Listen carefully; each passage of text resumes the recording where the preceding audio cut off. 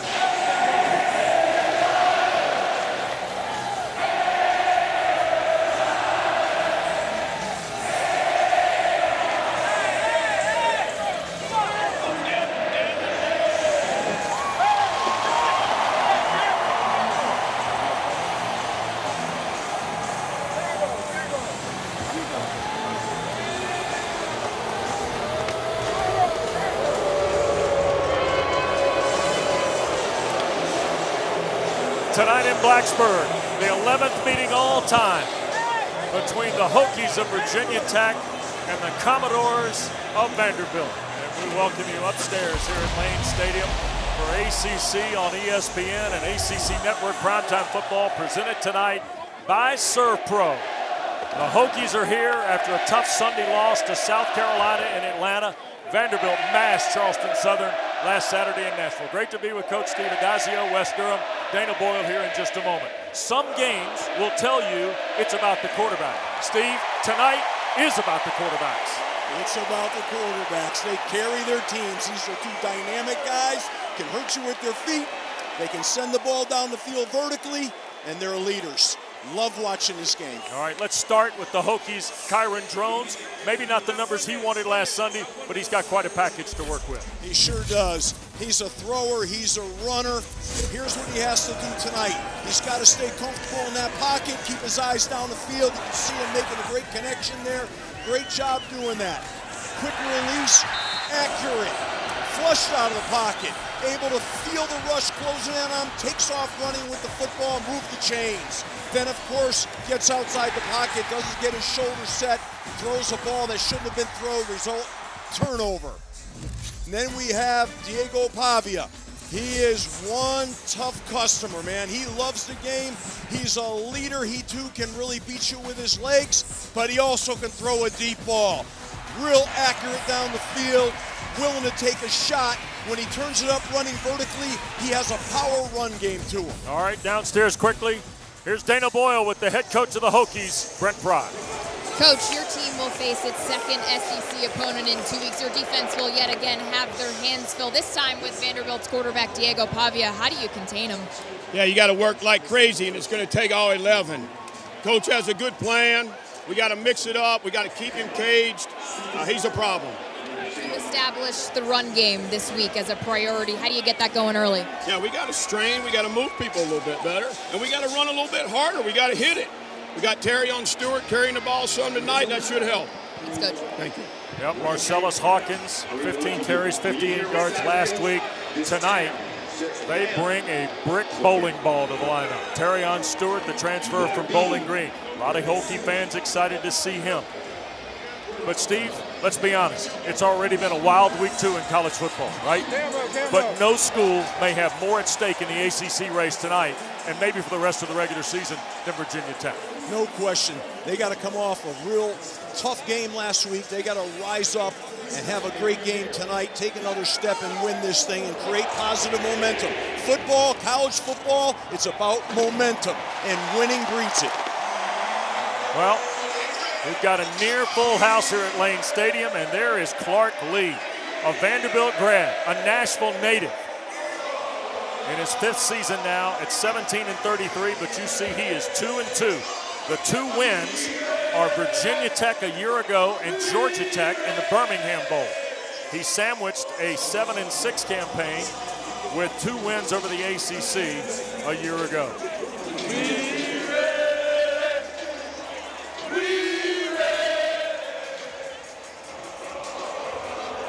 And we're about ready to get Vanderbilt and Virginia Tech started. Hokies lead the series 6-4.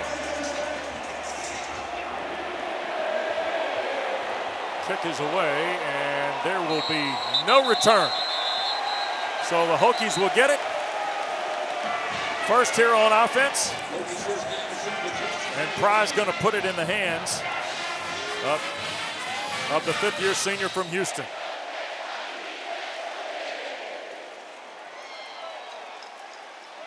What's better than this? Guys being dudes. And here's one of your dudes tonight. We look at Aiden Green, Steve. He's a dude, man. He's going to be a big factor in this game to be able to create explosives. They want to dominate the line of scrimmage tonight. Both teams do, and they both want to create explosives. See Green, both the Greens, Aiden and Donovan.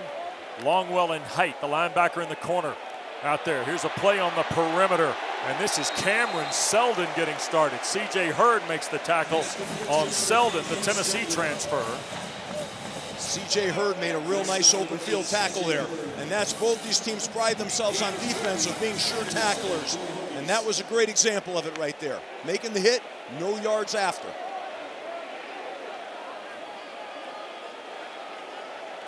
Second down, 7 here for Drones. That's Selden in motion. Kyron again, quick shot to the right side. Aiden Green the grab. Knocked down immediately by Colby Taylor.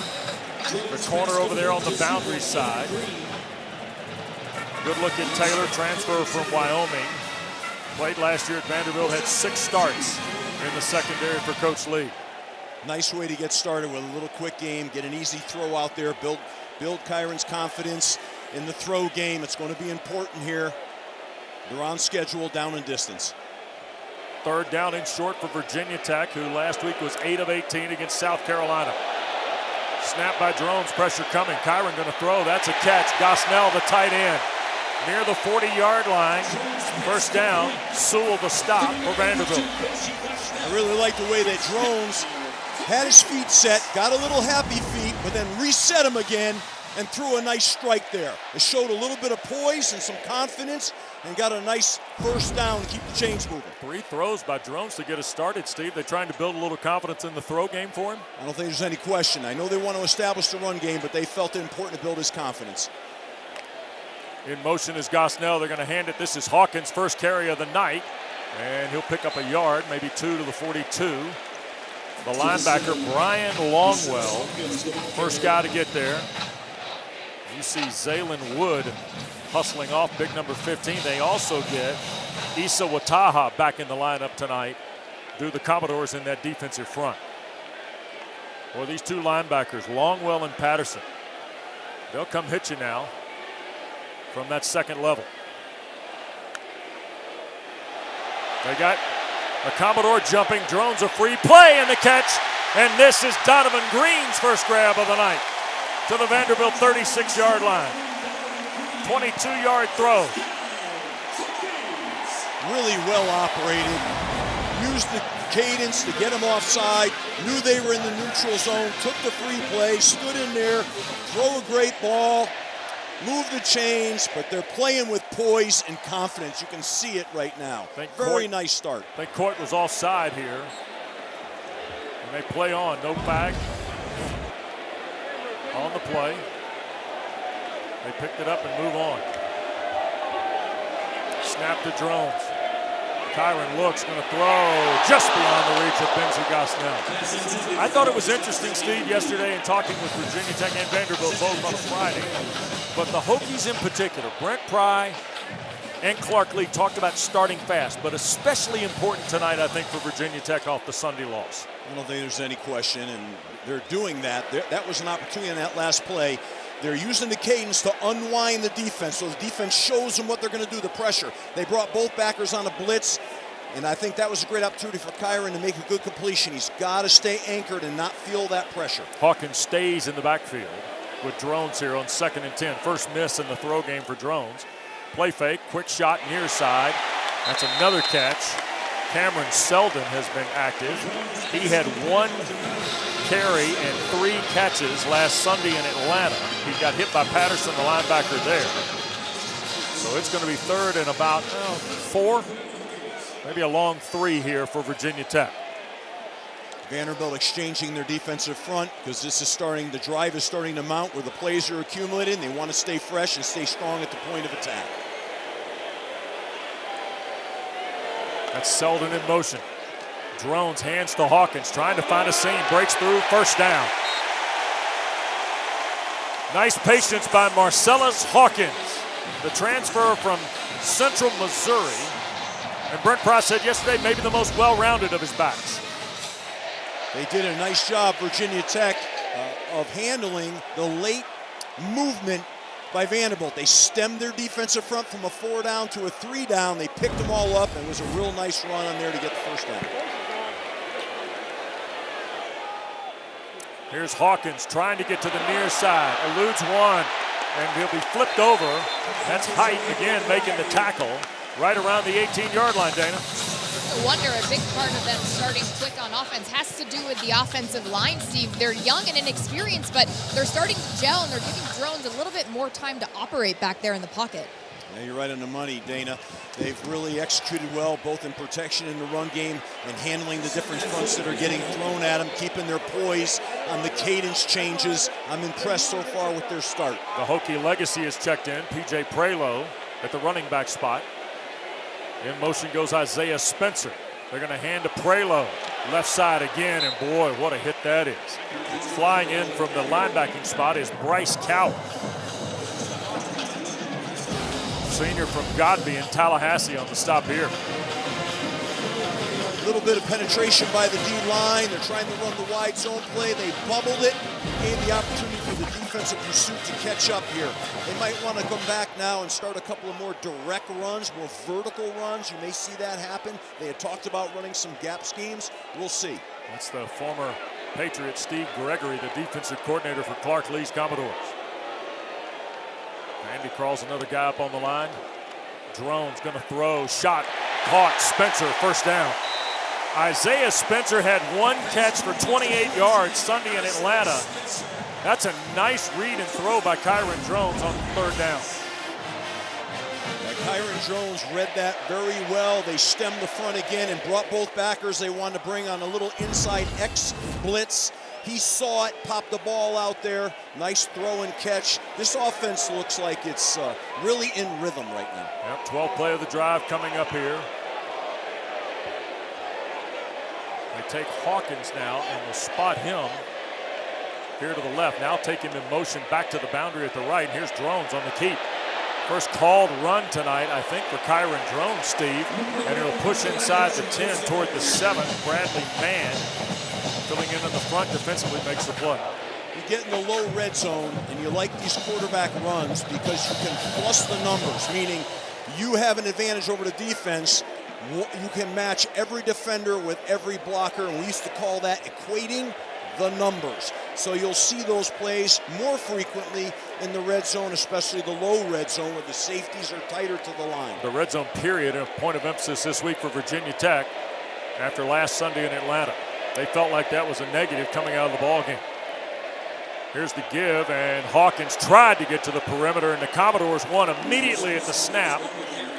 And the first guy was Bryant, and then Rinaldi, the linebacker, finished off Marcellus Hawkins. So now it's a loss on the play and 3rd and almost 10. They got good penetration over the right guard. That's what really stopped the run from having success. And they also, it was a read play, they had somebody on Drones. So their defense played assignment football really well.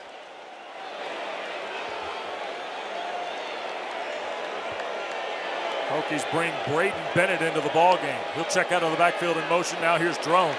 Straight drop. Kyron looking. Now back to his left. Has time. Throws. Short post. Caught at the goal line. Is it a touchdown? No. Ruled down is Bennett just outside the goal line. This is some kind of throw and catch. Really nice throw on the run. Oh boy. I don't know. He did a Clark nice Lee's job. going to call a timeout here. And he got it called because you saw the replay like we did. This is a Southeastern Conference officiating crew.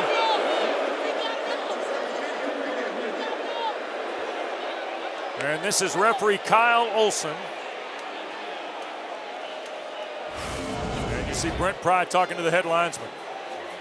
Yeah, that one is, I think, going to be scratched.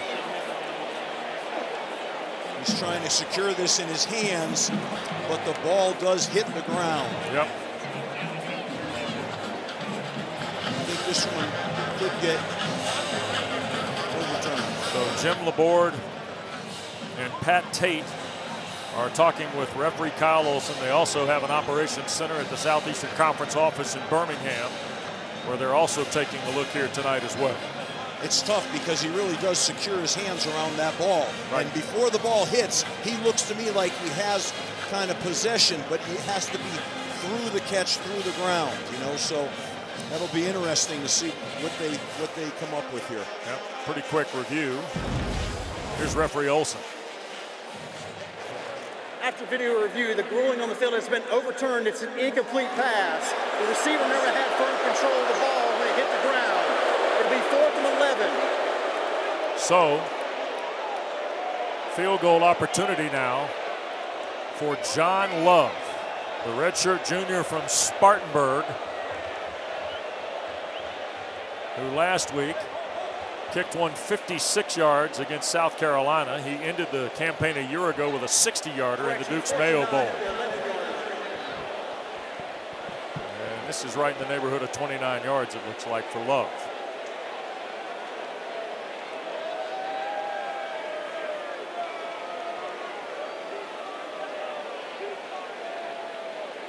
So Pry's team does not get a touchdown. They're hoping to take 3 out of here.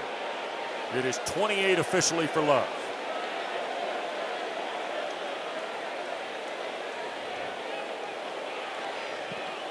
And John Love right down the seam. Vanderbilt runs 14 plays, 15 on the field goal. Virginia Tech 3, Commodores nothing. Back after this.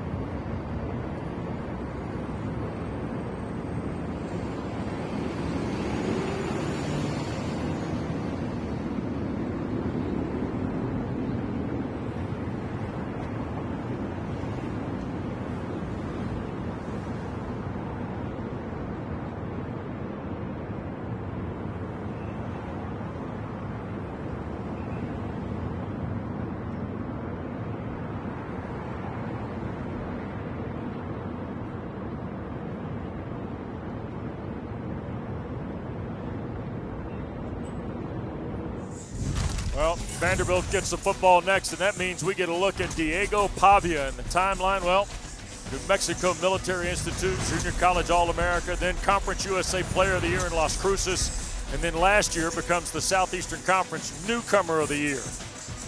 And he has infused Vanderbilt football, Vanderbilt athletics, the university, Nashville. It's amazing what's been in this 6 foot, 207-pound package from Albuquerque, New Mexico. I'd say generous at 6 foot at that. Kick through the back of the end zone. Commodores will start from the 25. And here is not only Diego Pavia, you'll see one of the best tight ends college football has tonight in Eli Stowers. And oh, by the way, the offensive coordinator was in Las Cruces, and so was Jerry Kill, who is now the senior consultant to Clark Lee. And you see they've all converted to the black and gold. Quite a haul for Clark Lee to go out there and lasso 2 coaches and 2 impact players.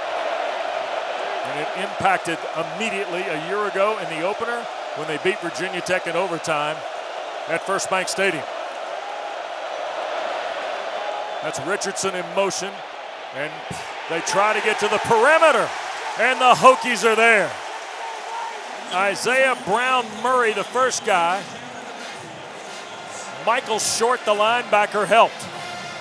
Well, Sam Cephas, the defensive coordinator, told us yesterday, you've got to stop this team east-west so that you can then defend it north-south. There's an example. They stopped it east-west right there. They played outside in with their run support from the back end. Loss of 2 for Pavia. Alexander in the pistol with Diego. Pavia again wants to slip it on the perimeter, does. The catch is made and knocked to the ground is Stowers by Ben Bell, and a marker comes down behind the play in front of the Commodore bench. And it's against Vanderbilt. Might have been, well, the way the play drug out, Steve, could be an eligible man downfield. Pass interference. Oh, no. Offense, number 5. Half the distance to the goal. It's on Richie Hoskins, the wide receiver. Calling that a forward pass. Pass interference, offense, number 5. That penalty has been declined. Result of play is slowed down.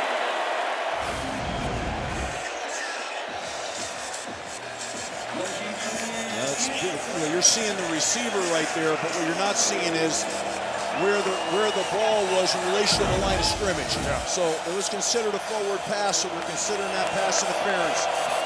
Put him in a 3rd and 9 long situation here. Really nice defense by Virginia Tech playing assignment football on Pavia. Richardson goes to the far side. Sherrill has come wide to the bottom of your screen.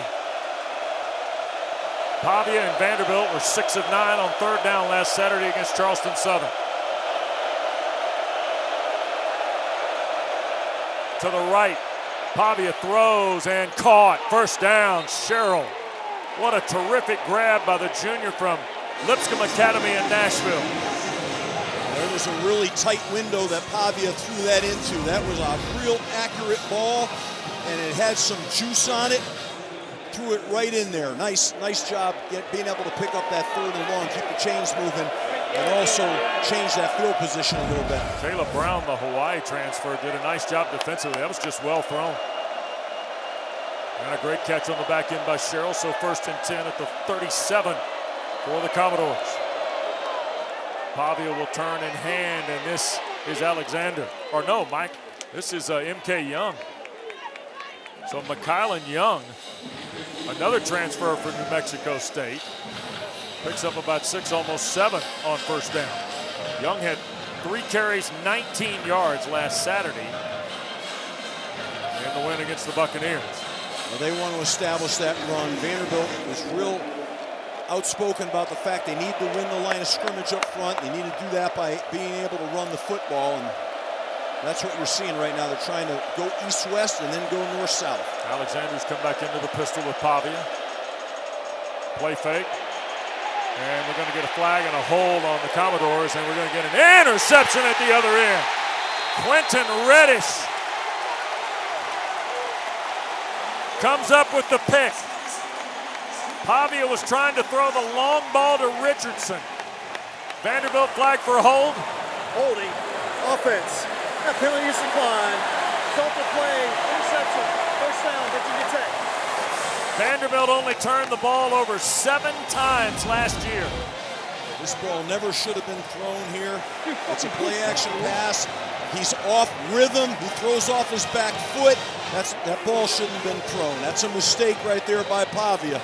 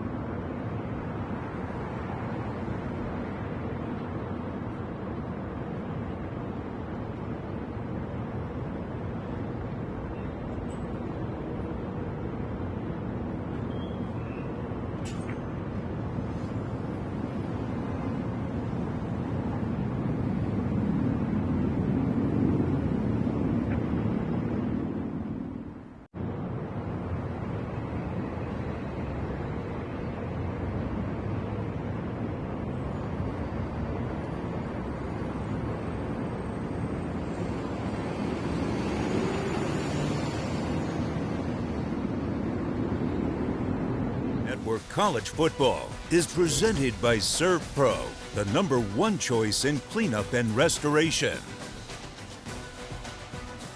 Quentin Reddish, the interception, sophomore from Charlotte. And then 5 plays, Diego Pavia and Vanderbilt give it back to the Hokies. And Dana, Clark Lee was trying to do all he could to keep this crowd at Lane Stadium from lighting the fuse. Yeah, Wes, the environment was a frequented topic of conversation this week for Vanderbilt and Coach Lee, trying to tell his team we cannot get swallowed up by this environment. It's real. We have to focus on the field, and you have to wonder if the crowd played a part in that last play. Second possession starts for Virginia Tech off its 15. Here's Drones up in the pocket. He's now going to throw back across his body, and it's caught. Tucker Holloway up near the midfield line.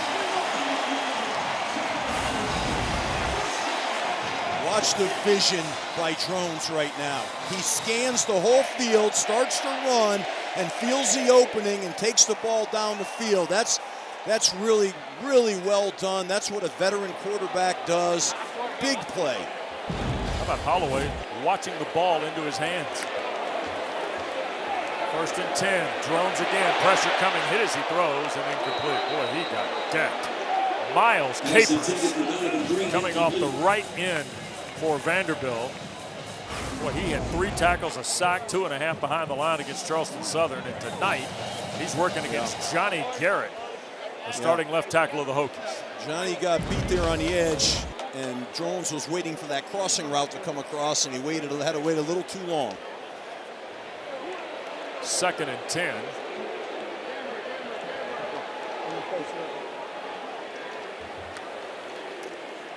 This is Terrion Stewart's first carry as a Hokie. Now, Stewart, 5'9", 222. Redshirt sophomore from, or grad student, I should say, from Memphis, who transferred here from Bowling Green. And Steve, you saw him at his best last year in the MAC. I did, and my best friend coached him there at Bowling Green, and he's just a real talented. He's got tremendous acceleration and burst, and he's got power. Those are combination of things that make it hard to tackle him when he gets going. Did not go on Sunday in Atlanta.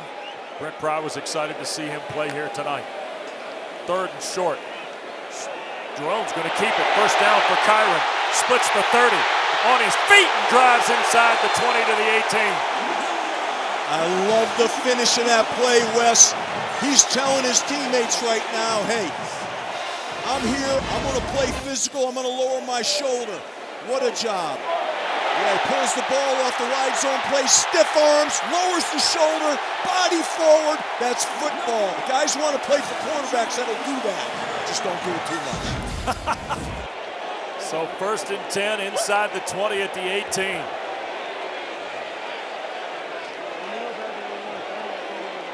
There's Stewart checking out here to the boundary at the left. Drones called keep again at the 5.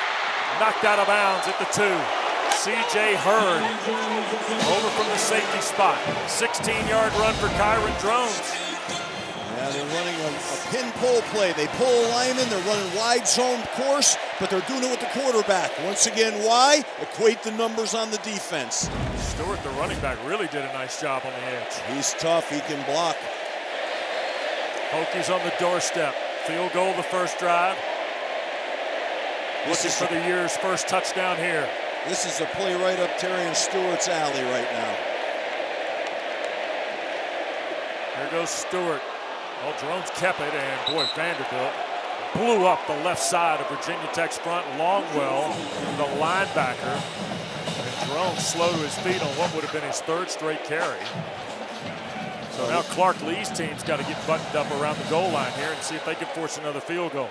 Hokies have already had a 17-yard run, pass plays of 20, 30, and another run of 20. When you get down in the red zone, nowhere on the field, but especially down here, do you want to see TFLs? Defensive penetration like that kills all run plays, and that's what happened there. So you're going backwards here. You can't get beat up front in those situations. Snap to Drones, and we got early movement. It looked like Josh Singh, big 99, might have moved first here.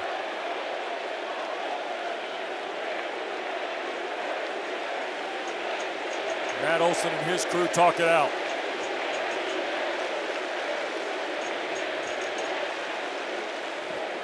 Offside, defense, the nose guard, enter the neutral zone and make contact with an offensive player.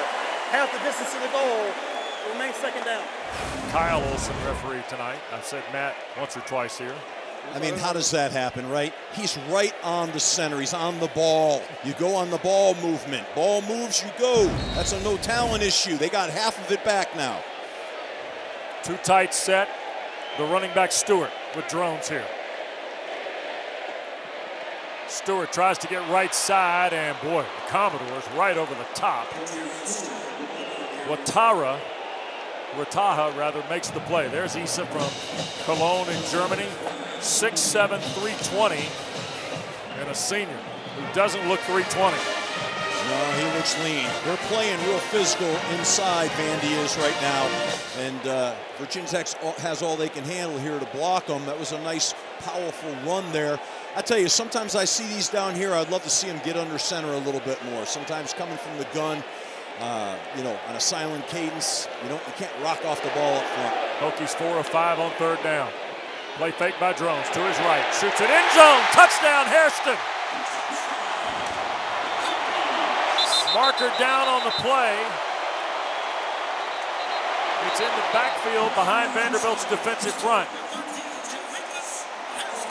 Jarikas Hairston, the touchdown catch.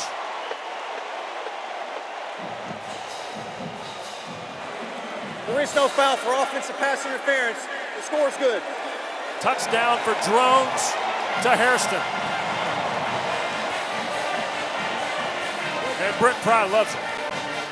And he should, Steve. That was a nice drive coming off a turnover. They went to the red zone, scored a touchdown, and didn't have to settle for 3 points. That's what he wanted. He got it from his team. So the Pavia interception by Quentin Reddish pays off with a touchdown for Virginia Tech.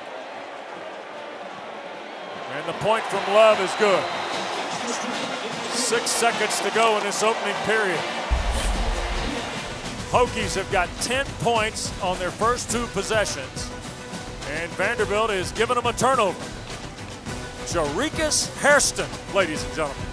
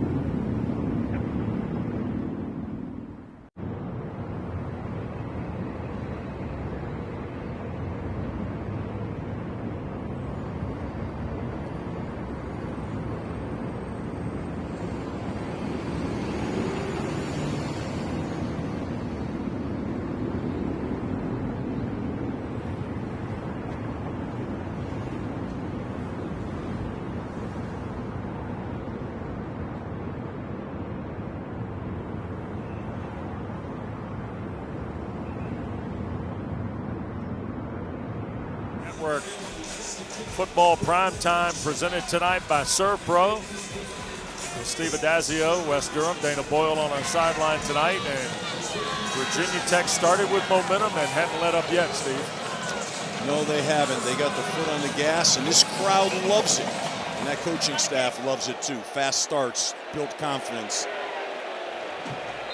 Kick through the back of the end zone. Commodores will start from the 25. How about another look at drones to Hairston here, Coach? Yeah, really nice play right here. They're able to run a little pivot route to the tight end over here. A little motion, a little eye candy.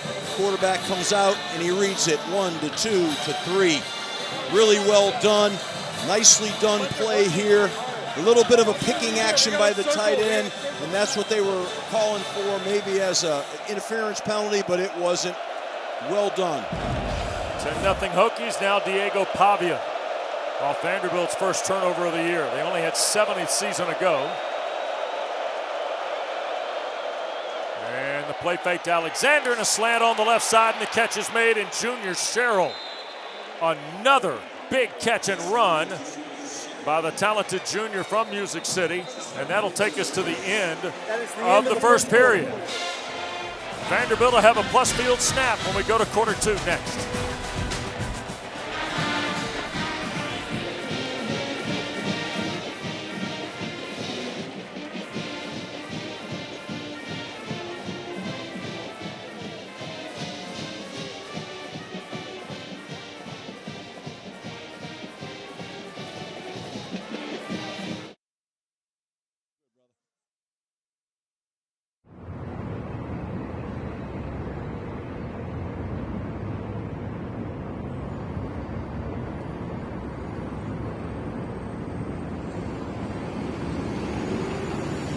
How would you assess their ability to do that through the first quarter?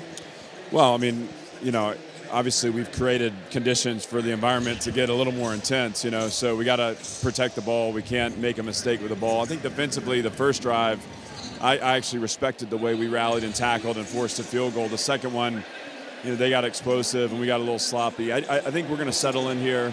Again, it's early in the game. There's a lot of game left to be played, so we need to play better. These guys will, but certainly the environment's been challenging to us.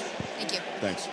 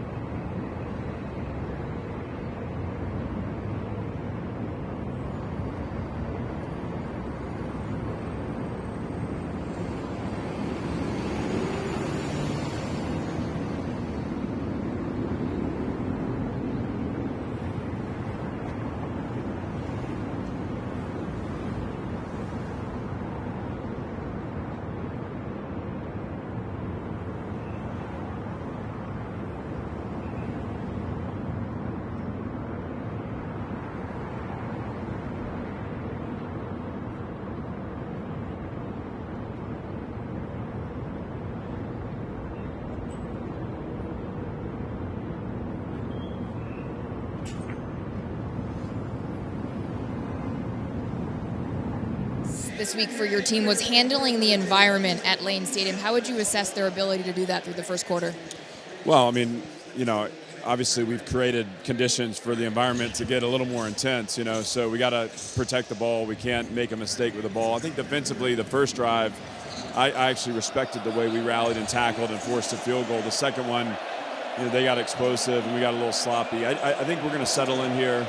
Again, it's early in the game. There's a lot of game left to be played, so we need to play better. These guys will, but certainly the environment's been challenging to us.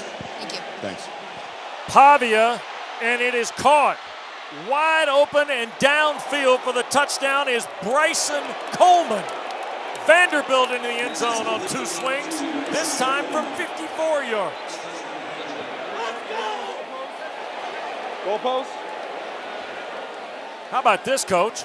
What a response. Unbelievable on this play. We're able to really affect the defense, and what they tried to do here was run some vertical routes and a wheel route by the tight end. They lost him in the coverage and obviously cut him free for the touchdown. Pavia found him. And here is the point after by Brock Taylor, and it is good. So Diego Pavia, who threw an interception on the first possession, threw to Junior Sherrill right as the quarter ended, and on the first play of quarter two, look at this to Bryson Coleman.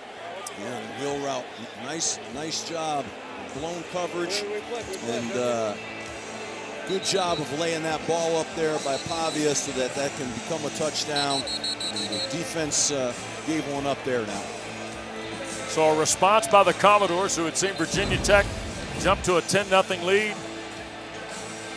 And now the Hokies, who had the environment, and Clark Lee told Dana a moment ago, I know these guys will respond, and sure enough they did. he has confidence in his team. You know, he likes their process. He likes their preparation. He said he's going to remain confident in that throughout this game. Kind of had a little zen attitude to him. And you saw that in the interview with Dana, and his team responded. Credit to them. Don't forget, we got Friday night ACC football for you. Colgate and Syracuse coming up from the Dome in Central New York. 7 o'clock Eastern, also available on the brand new ESPN app as well. And Virginia Tech's third possession is going to start from its 25-yard line. Drones is 8 of his first 11 for 84 yards and the touchdown pass to Harrison a moment ago. So, by the way, the Syracuse-Colgate game will come on the heels of today's overtime victory over UConn. And as Kyron Drones heads to the huddle after the game, Brand Brown had his team running. I'm not quite. I think more on this coming up at the half, apparently, but how about this? Yeah, I don't know. If you call that running, that looked like maybe fast walking. Rare is what it is. Here's Hawkins, the carry on first down, and boy, Singh leads the tackle parade along with Longwell. 53 Seabrooks, not 99 Singh. So Glenn Seabrooks, who by the way had the interception a year ago to kind of seal things up on the Hokies in Nashville. So a loss of 1 on the play here. There's negative yardage plays in this game. There's a battle in the trenches going on both sides. Play fake by Drones, pressure coming, Kyron a quick throw, and it got deflected, and that was Longwell again. Steve, you don't have to watch the tape very long of the Commodore defense of Steve Gregory to know that 11 and 2 and 4 go pretty well behind those big front guys that play for this Vanderbilt team. Yeah, I mean, they said Longwell is their best player on their defense. And he's, you can watch him, he can run, he can strike. He's a really good player, and they're fired up right now. You can see a little bit of a momentum take back. Virginia Tech 3rd and long here. Drones on a straight drop, going to cut it loose and into traffic, and intended for Aiden Green, and he was tackled in the Commodore secondary. Vanderbilt was right there with Colby Taylor again. So that's a 3 and out. Yeah, I think Drones is his feet are getting a little happy back there right now. He's feeling it. The play before Vandy ran a little twist between the end and the tackle, got a little penetration. The throw wasn't really on target, and on that play, his feet were jittery back there. That's what we need to see him continue to grow with. Pocket presence and poise. Martell Height waits on the punt of Nick Valstistas of Virginia Tech. Hokies gave up a punt return last week. Valstistas gets it away. It's a high kick. Height will signal for it and make the fair catch. Go. Out at the 31 of Vanderbilt. 46-yard punt and a 10-7 ball game a minute into the second quarter, and Diego Pavia ready to go back to work. You saw a little bit beamer ball by the other team. They were trying to go after a block on that. Put a little pressure and got a little penetration on that play. Yep. Let's see if they come back again on the next punt by Virginia Tech and see if they come after it again. Boy, Pavia exploded in the 2-play possession a moment ago for offensive coordinator Tim Beck. Alexander will start with Diego here in the pistol.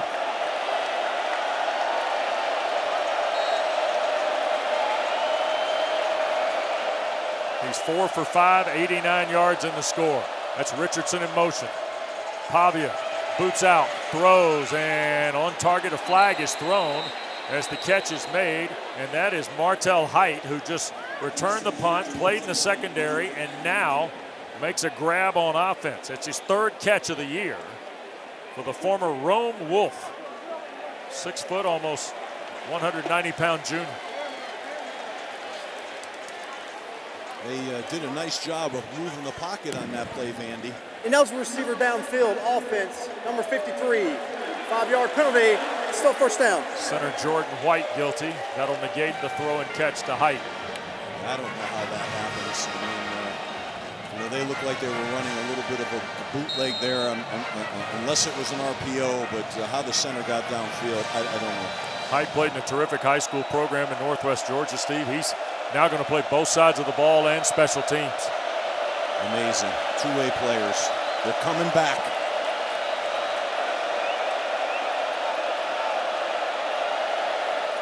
Pavia going to hand to Alexander, and he's swallowed up. Ball pop loose. Virginia Tech says they've got it. The Hokies say it's ours. Jordan Bass says it's ours for Virginia Tech, and now the official signal says it belongs to Virginia Tech. Thomas Williams recovers it. And a team that only had 7 turnovers all last year has 2 tonight. There's a lot of unblocked guys in the backfield. Got to take care of the football. They popped it out of there. And as you said, Wes, turnovers. Given a short field now to Virginia Tech. That's not the way Vanderbilt plays. It's uncharacteristic. Recovered in plus territory, the 27-yard line of Vanderbilt. So 1 play and a turnover, and here's Stewart in the backfield now. Off the Commodore 27, and a 3-point lead for Virginia Tech early here in the second quarter. Stewart looking left and finds just lower his shoulder and drive to the 25. Rinaldi to stop. And Clark Lee, you see the 2 turnovers tonight, just 7 last year. They had 4 interceptions, 3 fumbles. They caused 16. They were second in the Southeastern Conference. Top 20 nationally, Steve, in turnover margin at +9. Well, that is such a big stat, and the turnover game, you know, can win you games and it can lose you games. And right now they got to get that fixed. Second down. Drones to Stewart. Gosnell trying to help with a block. Stewart inside the 20 toward a first down. Carter makes the play from the safety spot. The ball was a little behind him. He did a nice job. He has good hands to be able to lean back, catch that ball, and get the yards he got. Third down and short. Drones to throw. Long shot and offline. Going to Donovan Green on the long throw. And now 4th and a couple. And let's see if Philip Montgomery and Brent Pry want to push the button here on 4th down. I think they are. I think they should. This is where you start to measure your toughness up front. I just don't know about that call on 3rd and short. I would have liked to see, you know, Stewart run the ball again and take, if nothing else, take 2 shots running it with him. He's a big, powerful, thick guy. I mean, that confused me a little bit. And now a timeout taken. So we're going to step aside with them. 4th and 1. Virginia Tech in plus territory, a 3-point lead. Second quarter continues in a moment.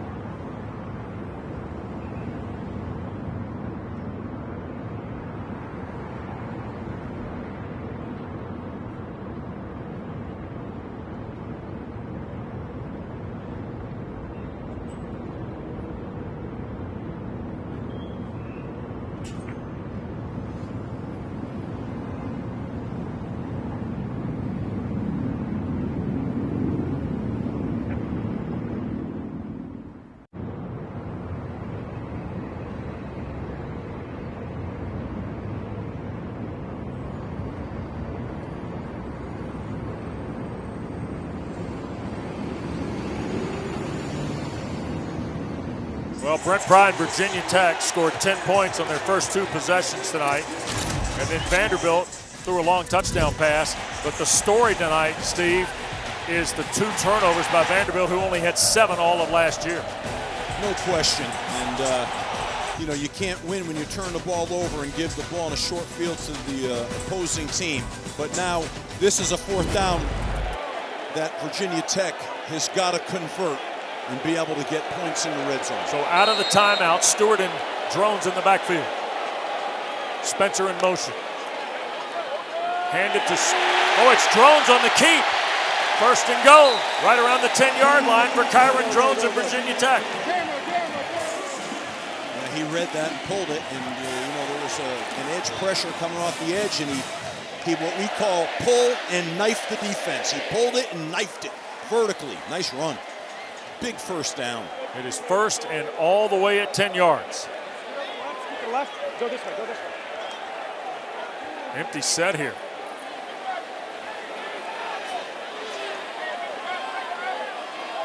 That's Stewart. Here's Drones keeping again. Lowers the shoulder, drives inside the 5, pulled down at the 1. Trying to use the formation to spread the field, open the box, and then they had one of the linemen pulled, and they're able to get that thing vertically in there. And Vanderbilt had to burn another timeout. The Hokies were on the ball, and there were Commodores having a fire drill at the bench, trying to get personnel in. 30 seconds in lead. So a timeout used by Clark Lee. That'll give him 1 to go the remainder of this first half. Meanwhile, Philip Montgomery's going to look at his chart. They tried to get Virginia Tech stayed in the same personnel. Vandy tried to put their goal line defensive personnel, and you can't do that. Yeah. Cannot do that. That's the first-year offensive coordinator here in Blacksburg. Oh, what a terrific visit we had with him yesterday, huh? Former head coach at Tulsa. This guy's seen a lot of ball. It's always fun hanging with you guys that have seen a lot of ball in your life at a variety of stops around the country. Philip Montgomery's been a welcome addition for Brent Pry. Well, he has got a calming influence and experience, as you said, and then just the relationship with the quarterback. Right. Incredible. Marcellus Hawkins spells Stewart for Pry's Hokies here. 2nd and goal, and you see the ball sitting at the 1.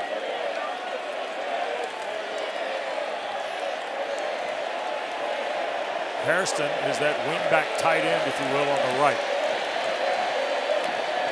Out of the timeout, Drones keeps it left. Scores standing. Kyron Drones.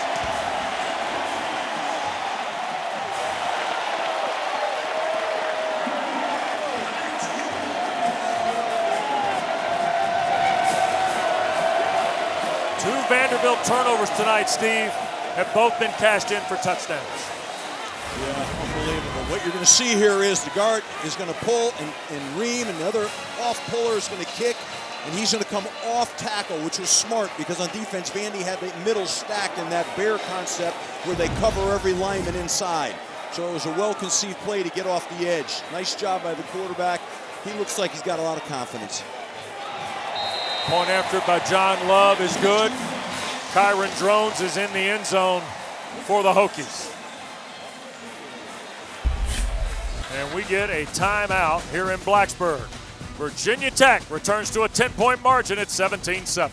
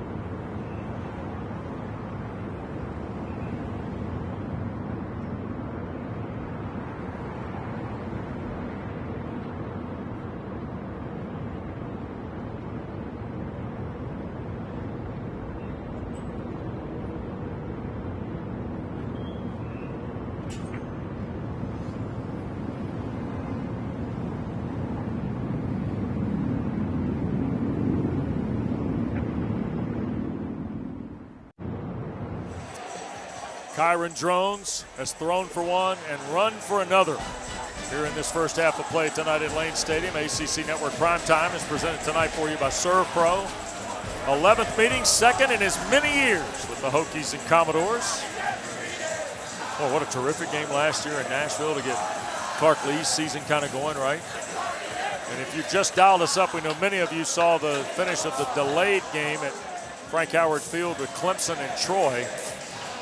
Vanderbilt has had 2 turnovers in 3 possessions.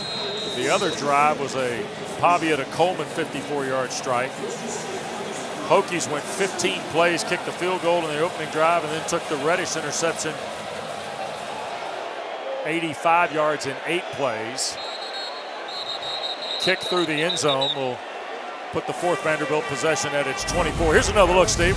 We started out inner Sandman, terrific, and then Virginia Tech. That's the touchdown throw to Harrison after Love's field goal, and Vanderbilt answered. First play of the second period, 54 yards to Bryson Coleman, and then a moment ago off the fumble, there goes Kyron Drones in from a yard out, and that's how we stand at 17-7. But it's going back and forth, even with the turnovers, and Pavia is going to come out here right now and probably going to take this ball and move down the field. You know, he's just got to make sure he plays within the structure of their offense and doesn't try to do too much here. The Texas junior, McKylan Young, transfer from New Mexico State's the running back. They're going to counter with Young, trying to free himself up here left side. He'll get 5, let's call it 7 to the 32. Michael Short makes the tackle.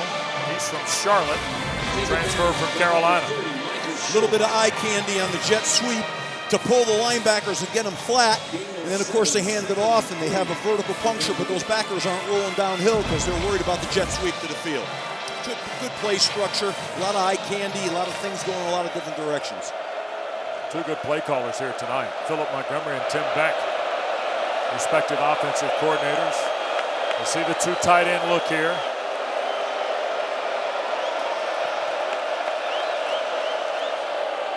Young right side, and he'll be stopped shy of the 35 by Caleb Woodson. Woodson had a half dozen tackles, 1 behind the line on Sunday in Atlanta. Oh, they're calling that a first down carry by Young. So Vanderbilt spot the ball and a fresh down. Oh boy, look at here. Wow. That's Tristan Brown and Sherrod Koval of Vanderbilt and Virginia Tech mixing it up in a lightweight game. That's Sam Sifkas, the new defensive coordinator here in Blacksburg in his first year. I like him. He's a sharp guy. There's a toss. Richardson trying to turn the corner. Got around 1. He'll get the 40. Dumped over at the 43, 44-yard line. Caleb Brown the tackle, but a marker thrown in from over in front of the Virginia Tech bench. That was all Trey Richardson. Sure was. Holding, offense, number 3, 10-yard penalty, remains first down. There's Tristan Brown, the wide receiver, trying to help his buddy Richardson. You know what happens on the jet sweeps? What happens is you have to hold those blocks a long, long time. But that turned into an extension of the play before. They're fighting each other out there. So Jerry Kill, the senior consultant for the Commodores, having a word with Tristan Brown. He's consulting with him, Wes. Harsh consulting. Listen, dude, we can't have those mistakes right now. You cost us yards. We're trying to get this thing rolling here. And Kyle Olson, as we get a play stoppage. And discussion with Brent Pry. Spot of foul was at the 38-yard line. It's a 10-yard penalty from that spot. So the math will be patched up here. That means the 28.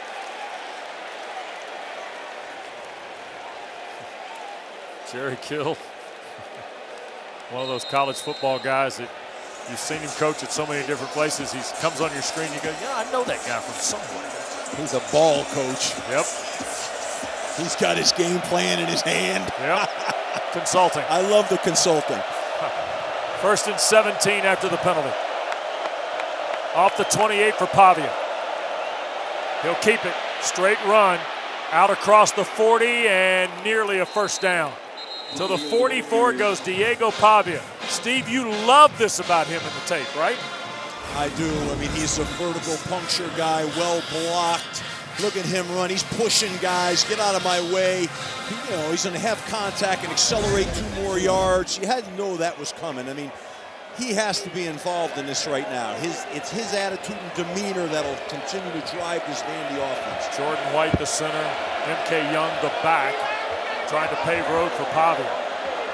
You see Stowers and Spence, the 2 tight ends, flip to the right here on second and short.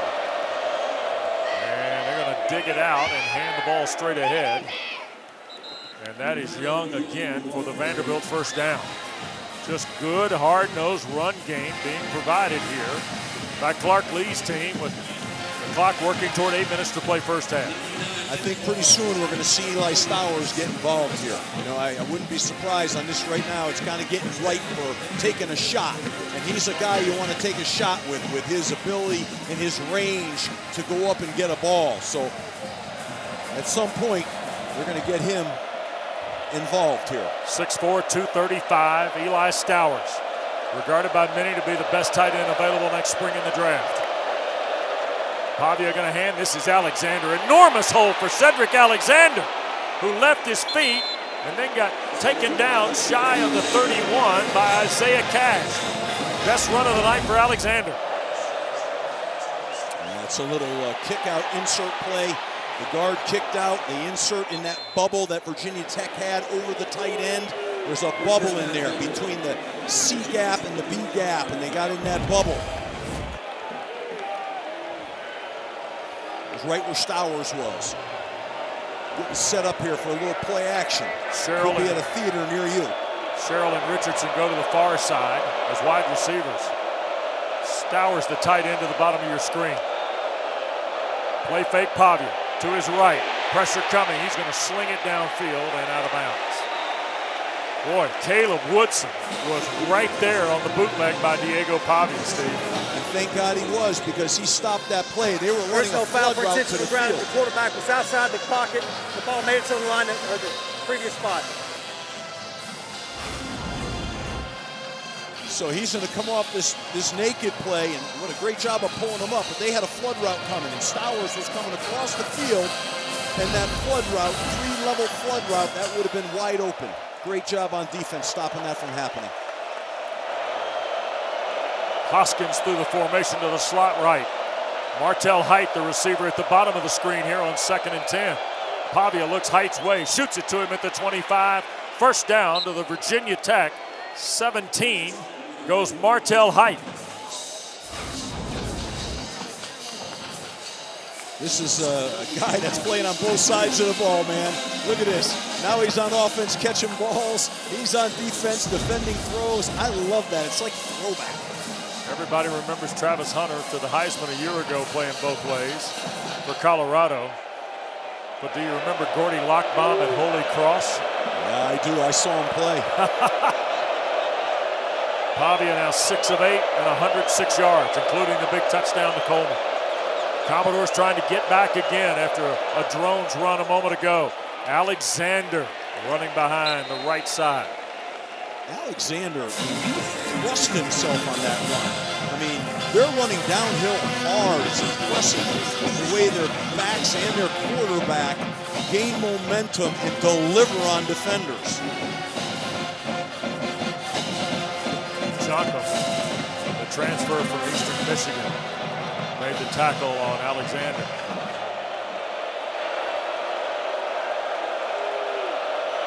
Tenth play of the drive for Vanderbilt, their longest of the night. Play clock down to 5. 2nd and 6. Pavia, play clock expiring and taken down shy of the 10 by Woodson. I don't know if Caleb Woodson's playing the spy game, but he's been in Pavia's business the last couple snaps. He's bringing the wood, too.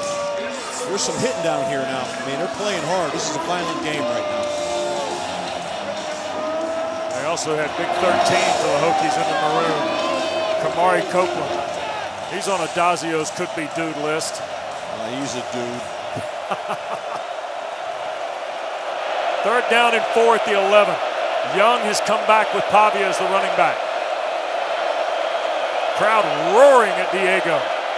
Looks left, throws left for height. Did he haul it in? No, incomplete. Thomas Williams was there. He had the fumble recovery that led to the Drones touchdown. Press coverage, really in good phase. Nice job of defending that. Well done. That was Thomas Williams, really good in man coverage right there. Brock Taylor to try the field goal. He made his last 11th. By the way, this is 29 yards for Taylor. And the kick is good. So, timeout on the field. 4:19 to go, first half. Hokies by 7 when we continue on ACC Network.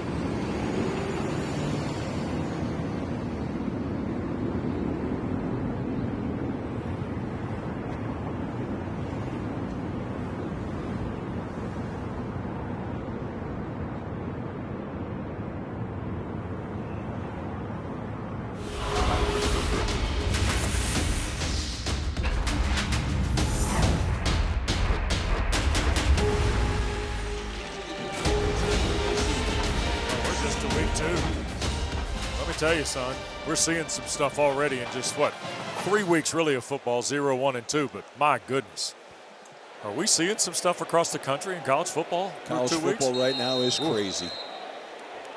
I mean, you take one glance at maybe how your team, and then look at everybody else.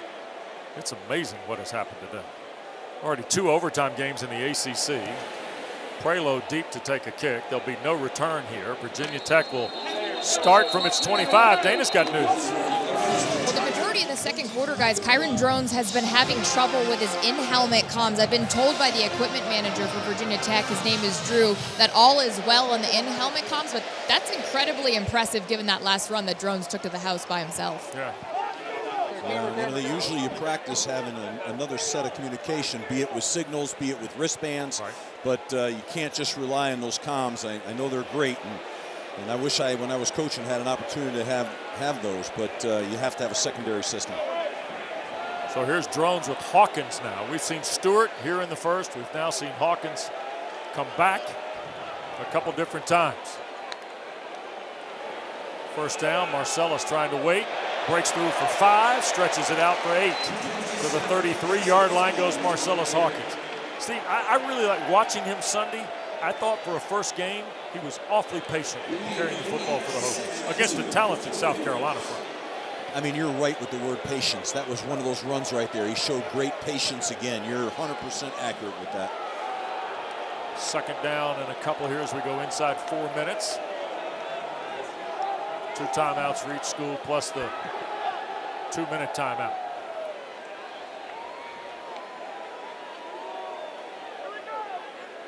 Play clock down to 5. Tight end and 3 receivers in the set. This will be Hawkins again. Sprints it through. First down. Cracks across the 40 to the 42. Boy, Marcellus Hawkins goes for 9. Fontenette, the safety or star backer, if you will, makes the play. This is that advantage run they have. They're running a wide zone, but they're gaining the tight end from the backside to the play side to get more numbers. It's probably their best real handoff run last week and this week. Big run for them. Hokies ran for almost 179 a game a season ago. They've got just shy of 100 here in the first half. From the 42. Drones, the reverse, near side. And stepping away from one and coming back toward the 48-yard line. The Hokie have Tyler Mason. A little down the ways on the depth chart at the running back spot is Mason. They really had the numbers to run this play, but they didn't finish blocks. They should have been able. That could have been a real big one there. But it was a nice physical run. I mean, he laid it in there. Wow. What a lick by Taylor. Yeah.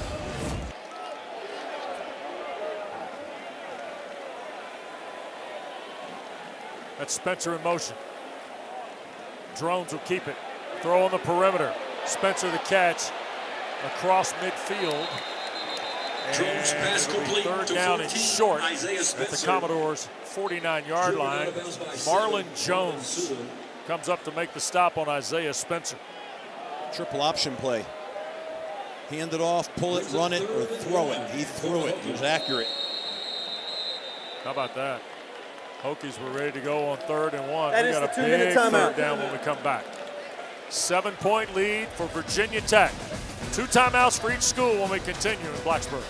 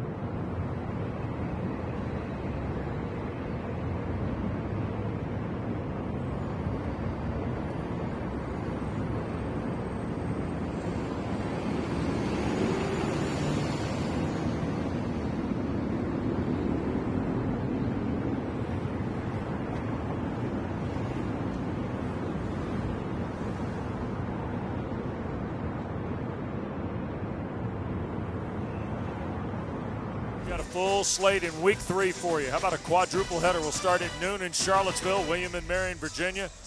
Richmond visits Carolina at 3:30. Primetime game will be in Blacksburg, Old Dominion, and Virginia Tech. Coach Adazio, Dana Boyle, and I will be on the farm for ACC After Dark next Saturday night. 10:30 Eastern Time, BC and Stanford. In Palo Alto. Yes, sir. Yeah. Here is a huge third down. Virginia Tech with a touchdown lead and 2 minutes to go, and Drones going to keep it to the right. First down and more. He'll slide right around the 43 of Vanderbilt. Good ball, man. Good read. Got down. Didn't take an unnecessary shot right there. Good football. Move the chains. See Steve Gregory on the headset with his defense. They've got to have somebody for the quarterback there. They know that we're running these read zone plays. Play fake by Drones on first down. Kyron loads, throws, and boy, almost picked. That was thrown in the neighborhood of Fontenette. See, Wes, that's where I think Drones has got to get a little better here and improve, right? When that pocket gets dirty, when there's pressure, when there's penetration, sometimes those throws are late, not on target, and they can lead to turnovers and picks. I've seen that a few times here. And in the same breath, they got to protect it better. He started 6 of 8. He's 3 of his last 8 now. Second in the full 10. Drones with pressure coming. Shoots a rope. Gosnell the catch. Right around the 37.5-yard line. 90 seconds to go. Third and roughly 5. Here for Virginia Tech. This is a great down right here for Drones to have an opportunity to show us his pocket presence here. Be interesting to see if Vanderbilt comes after him or just brings a 4-man rush. They're playing one high. They're probably going to bring an extra defender. Hokies 6 of 9 on third down. Drones in trouble. Eludes the pressure to his right. Got to find somebody. He'll throw it out of bounds. Drones tosses it out of bounds. Miles Capers was chasing him. There is a flag in the secondary out near the Vanderbilt 20-yard line. Holding, defense, number 8. 10-yard penalty from previous spot. Automatic, first down. 4th penalty of the half on the Commodores. And one thing helping Virginia Tech, Steve, they have yet to be penalized tonight. Wow. Yeah, that's a tackle right there. Yep, he's got his hands around his hips. Got it. There's a couple of holds out there, guys, to be honest with you. That's a shame. They were going to get off, have a chance to, kill the drive, and now we got a new set of downs coming here. So no talent issues, mistakes, mental mistakes. Can't have them. So now to the 28 with 61 seconds left. Virginia Tech's got 2 timeouts. Here's Drones. Clean pocket. Shoots it. That's Hawkins the catch. Tackled at the 26. Rinaldi, the linebacker, right there. Clock moves, though, inside 50 seconds. Vanderbilt brought a double twist. They twisted the end and the tackle on both sides, and the offensive line protected. A great job in protection. Alves is the wide receiver at the top of your screen. They're going to throw to Gosnell. And, beg your pardon, that's not Gosnell. That's St. Germain. Harrison St. Germain. It's a first down for Virginia Tech with 34 seconds left, and now a Hokie timeout. Timeout, Virginia Tech. Their second of the half. 30 seconds in length. So, Kyron Drones looks like he's had plenty to work with here in the first half. He's in need of a locker room visit here. Boy, Brent Pry's got to be thrilled, though, with the way his team's handled most of this opening 30, Steve. I agree. I think they've come out, they've played with confidence, they've made a lot of plays.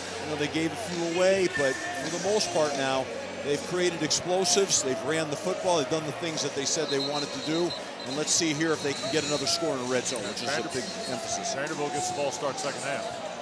Yeah, and trust me, Vanderbilt's not done here. This is a team that's got a competitive spirit, and they're going to fight here.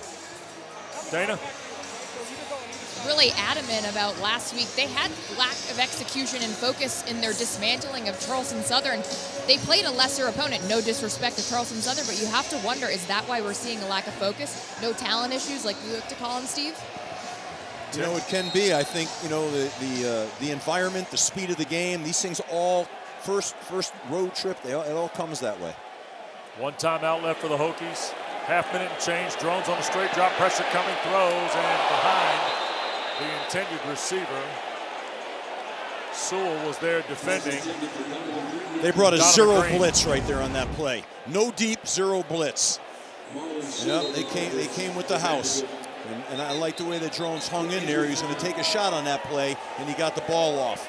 Problem was, to me, the route structure didn't help him. Johnny Garrett, the left tackle, is shaken up. And so they are out to check on Garrett. Redshirt junior starting here tonight for Virginia Tech. When you get that max blitz and that zero pressure, you got to adjust those routes. At a minimum, you got to warm them up and get them going faster.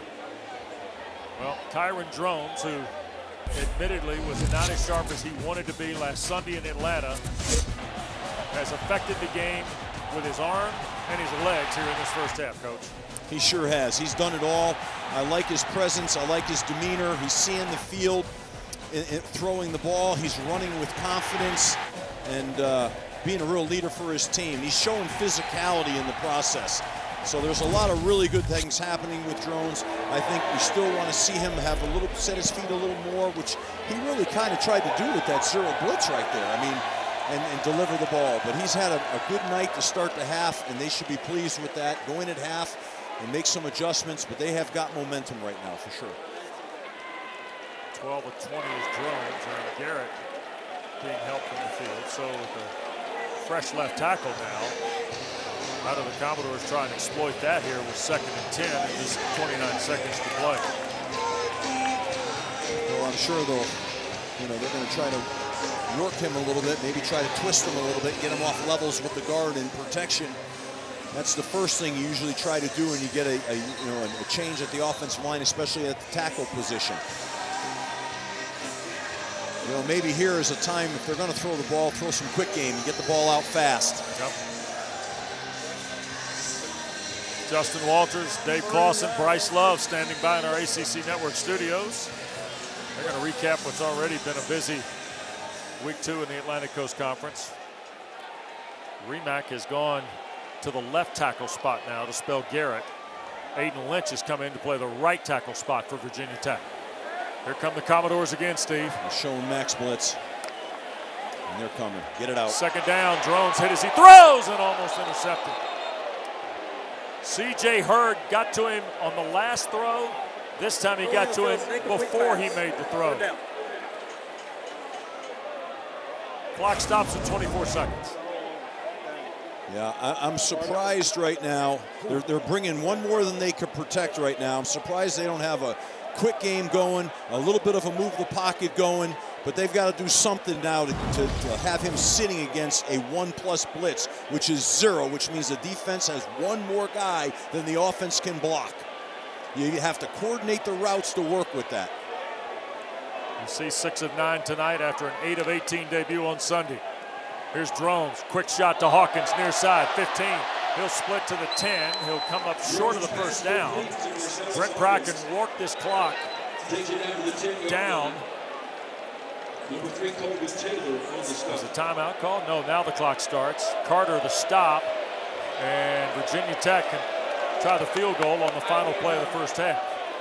That last play I like better. They were able to scat the back, okay, and stress the 0 coverage and get the ball out. Their final of the half. 30 seconds to lead. So field goal try for John Love, who hit from 28 on Virginia Tech's first possession of the ball game. He's wearing the Frank Beamer 25 number tonight, is Love.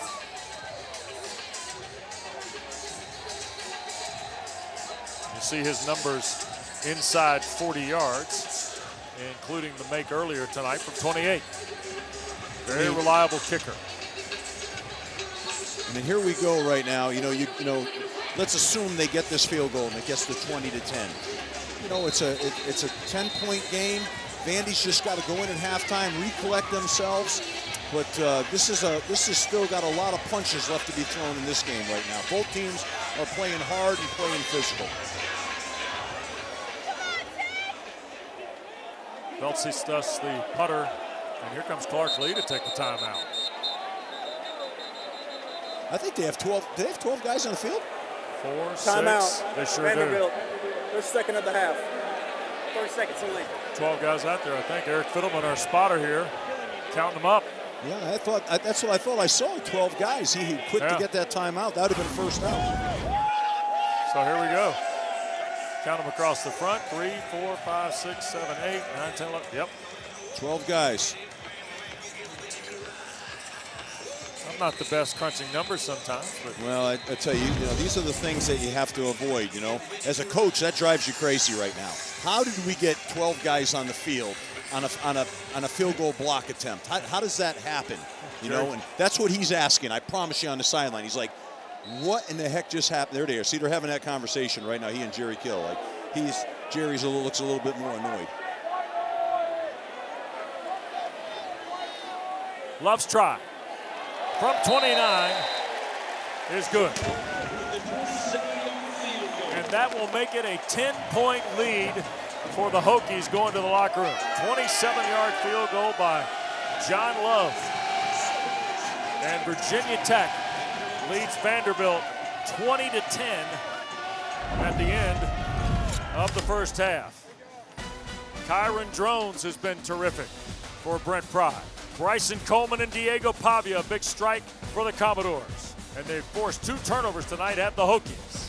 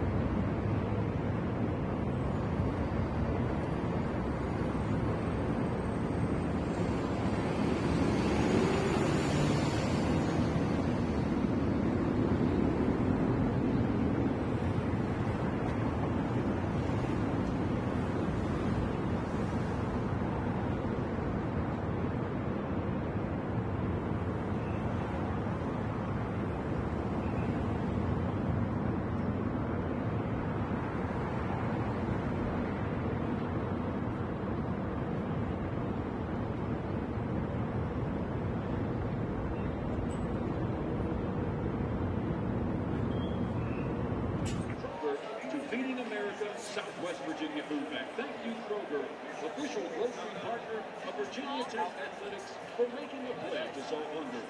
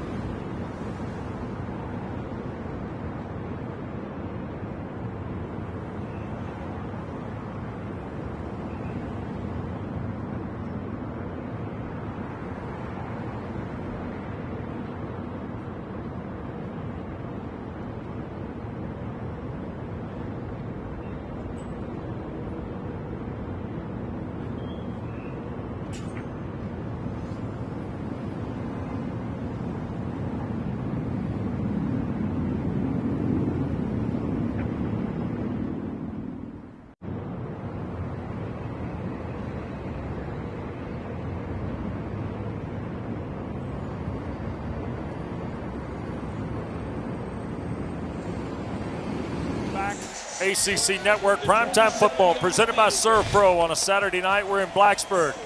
Oh, yeah, they fired the skipper a couple times already in this first half. Hokies 20, Commodores 10. Second half coming up here in just a moment. We welcome you back upstairs here at Lane Stadium tonight in Blacksburg. Virginia Tech trying to get to level par. Vandy trying to stay undefeated. Steve Adazio, West Durham, Dana Boyle here in just a moment. We said it would be about quarterbacks at the top tonight, and the first half has been about quarterbacks. It has been. I think both quarterbacks have had great moments. Obviously, I think Virginia Tech and Drones have had more opportunity, double the plays, double the time of possession. But here's Drones on a simple naked, connecting with that little pick play. Now he's pulling the ball and running and lowering his shoulder. Look at that physicality right there. And then you have Pavia coming up and delivering a strike down the field, a wheel route to the tight end, really well-constructed play. And now he's going to run a QB draw, lead blockers, directing traffic, lowering his shoulder, getting plus yards. These two guys are competitive, and we got a lot of ball ahead. 2 turnovers have really been costly, though, to the Commodores. You see the stat line. Drones started off pretty hot in the throw game and then cooled off as the half concluded. He started 6 of 8 and finished 7 of 14 for that 13 of 22 worksheet in the first half. And you see Vanderbilt will get this ball to start the second half.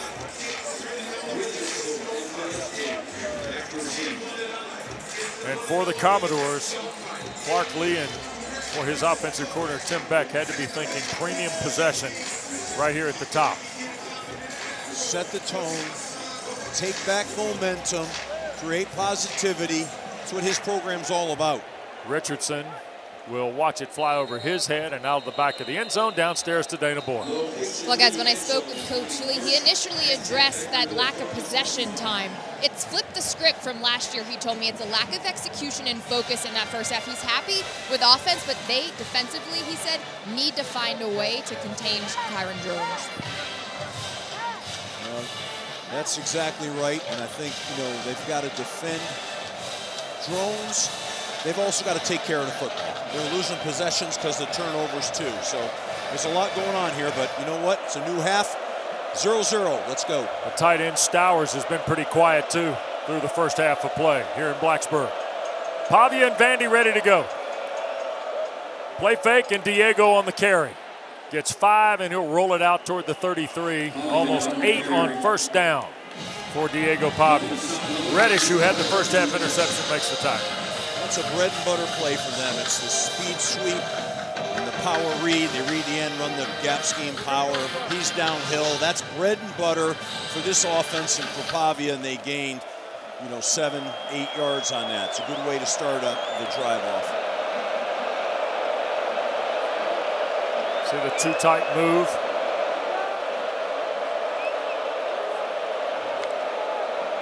And now they're going to run it with Alexander. He got a first down. Boy, dropped the shoulder and drives a maroon hat of Caleb Woodson back to the 39, maybe the 40. Cedric Alexander. Talk about a lot of running backs in the Southeastern Conferences. Junior from LBJ in Austin, Texas. I'll tell you what, I wouldn't want to try and tackle him, Steve. No, these backs, they run hard. They're downhill. They get behind their pads. That's coaching. It's talent and it's coaching. He caught a touchdown pass last Saturday in Nashville, too, in that season-opening win. Picks up the first down here. That's Young in the orbit. Pavia going to hand it to him on the counter, back to the left side. Woodson gives chase, but Young's going to be close to another Vanderbilt first down out near midfield. Boy, well-drawn play here by Tim Beck, Steve. Yeah, 9 yards. There's a lot of eye candy. There's a lot of formation strength change with the motion. Vanderbilt wants to plus the numbers formationally. In the last couple of plays, that's what's happened. And, Coach Seifkes, defensive coordinator, talked to us about this. He's got to be able to match the numbers of the strength of formation on defense. Critically important. 3 receivers and the pistol set. That's Barnett in motion. Here's Pavia wanting to throw. Going to throw it back, and wide open on the backside is Caleb Barnett. He double clutches it and gets to the 46 as Jalen Keller makes the tackle for the Hokies. Look at this little guy make a play. Yeah, this is that jet sweep. They show jet sweep, then they show the play action here. And he hits the relief throw. back over here again, and you kind of lose track of him. And Pavia knew exactly where everybody was on that field right now. Shot wasn't there, dump it down. And that's what he did. That's good quarterback play. 1st and 10, out at the 46. Opening drive of half two. Pavia the keep. Splits the front, and boy, got slung to the ground by Heisman. A transfer from North Dakota State. He had 7.5 tackles behind the line a year ago. This is just a nice QB draw off of their base protection. They're running a slide protection, but it's called with a QB draw. It's pretty turn and run, and they're going to get him involved in this game, no doubt about it. He's their guy. He's going to take shots. He's going to run the football. They're putting the ball in his hands a little bit here. Big man from Pella, Iowa makes the stop there. 2nd down, halfway to a first. And here's Pavia trying to get to the perimeter. Pitches away, Barnett the carry, and he'll dive toward the 1st down mark.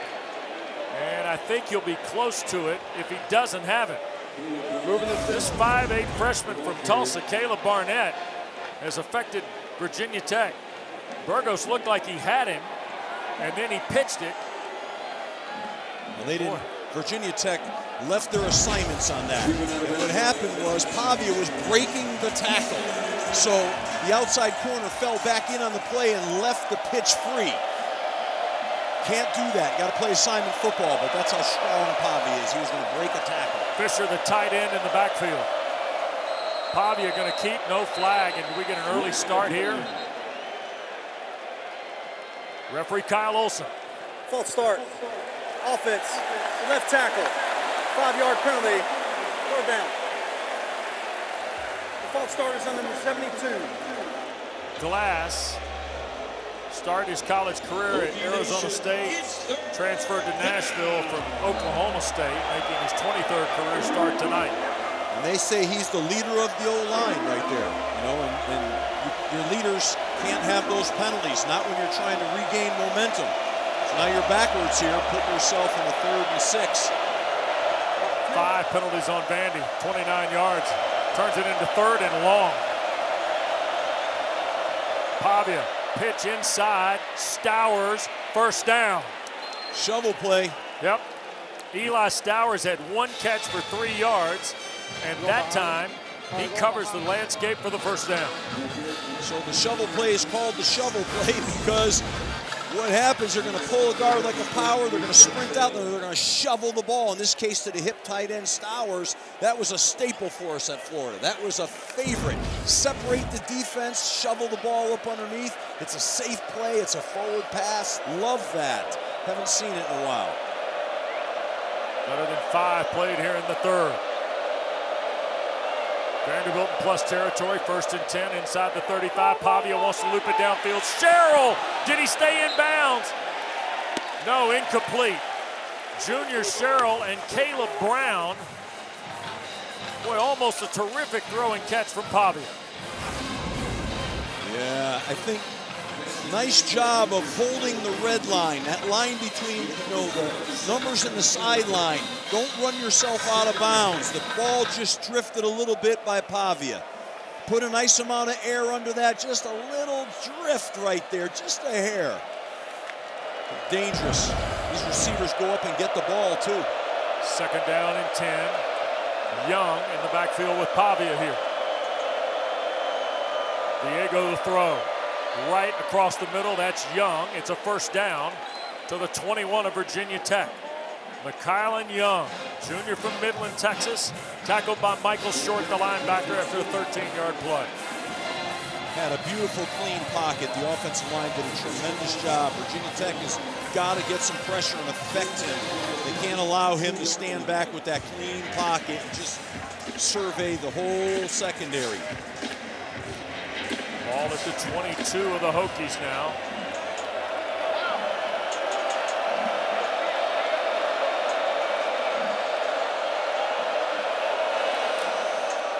Young gonna flip it back here, near side.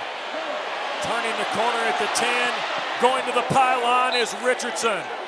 Did he get in? No. Marked out at the 1 is Trey Richardson. Well, that was the right time for that play. You know, you get a reverse going, you get down here, and you got momentum. You're in the red zone. They're in an inside play in Bear defense, and they flip the ball on this thing. Watch the quarterback on the edge here throw a block. Wow. Wow. Took out Caleb Brown, the corner. Gotta love that. Your quarterback's your lead blocker. Not afraid to mix it up. First and goal at the 1 here. Fisher's come in as the fullback. Ahead of Young. Pavia from under center. This is Young leaping for the touchdown. McKylan Young over the top for his second score of the year. And what a start to the third for Clark Lee's Commodores, Steve. That's what the doctor ordered. To drive the ball down the field, long drive, explosive plays, and then get all the way down here and punch it in. I love the fact at the end, Pavia's under center too. He's under center with the threat of a sneak, but he hands it deep and they run off tackle and go over the top. I just really liked watching that. 11 plays, 75 yards, just less than 7 minutes. Brock Taylor's point is good. Back to a 3-point Virginia Tech margin. The fight continues in Blacksburg on a Saturday night. McKylan Young answering. Nice job. Got a little off tackle, caved the edge.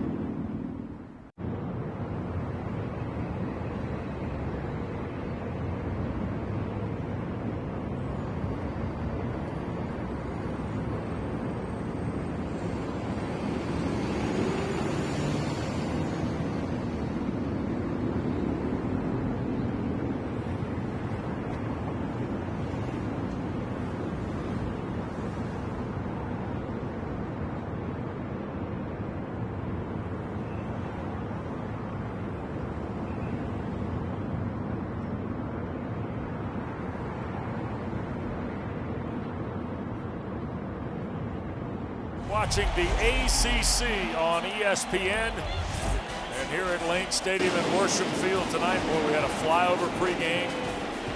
And how about a salute to our flying heroes from this crowd here at Lane Stadium during the last break in the ball game here tonight. What a terrific environment here in Blacksburg, the home opener for Virginia Tech. And now Vanderbilt to within a field goal after McKylan Young's 1-yard lead. The Hokies will start from their 25. Kyron Drones started hot in the throw game, Steve. Well, he was big in the run game, including a 1-yard score. Also threw for 1. He'll have to keep that going here if they're going to win tonight. Yeah, he's been between halftime and that long drive. He's been on the sideline for a while. He's got to come out here and crank it up. Got to get it. They've got themselves a long drive here put together.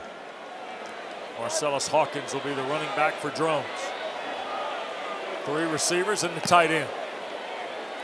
Vanderbilt showing pressure, and here goes Hawkins to the left side. White shirts chasing, but he'll pick up 4 on the play. Downstairs to Dana. Johnny Garrett, the left tackle for Virginia Tech, questionable to return, and that's potentially debilitating for this offensive line that is really trying to establish some rhythm here. Yep, they did plug in Remack to play left for Garrett and then moved Aiden Lynch to right, and that's the way they start here in the second half. That's the way they close the first half. Big Tomas Remack. There you see at the left side. That's Selden in motion. The Commodores bringing pressure. Drones, loads, throws. Whoa, what a catch! Aiden Green shy of the first down. Well, he made a phenomenal catch, and thank God for them that he did, because if he didn't, that might have been picked and gone the other way. Had that been tipped like it looked like it was going to be, the safety was right there to take that thing back the other way. So, nice play, great job, put him in a third and manageable. Yeah, Randon Fontenette was right behind the play. 3rd and short now for the Hokies. 6 of 10 tonight. Here comes Drones, left side, going to shoot it to Selden. Got shy of the first down and then reset off the spin. Did he get to the 35 is the question. Martel Height, complete to Cam Selden. I think, stopped him just short. And Virginia Tech's going to punt here. Yeah. It's they needed to get that first down and be able to keep their defense off the field and Vanderbilt's offense off the field, and they're short here by about a yard or a little less than a yard. So here's Veltsistas to punt it away. Height stands at the 21. Second 3 and out of the night of Virginia Tech. Wobbly punt, near side. Height gonna let it hit, and it will take a Hokie bounce, but out of bounds right around the 25 or 24-yard line. So 3-point lead for the Hokies. Vandy a touchdown already, and the ball next for Clark Lee.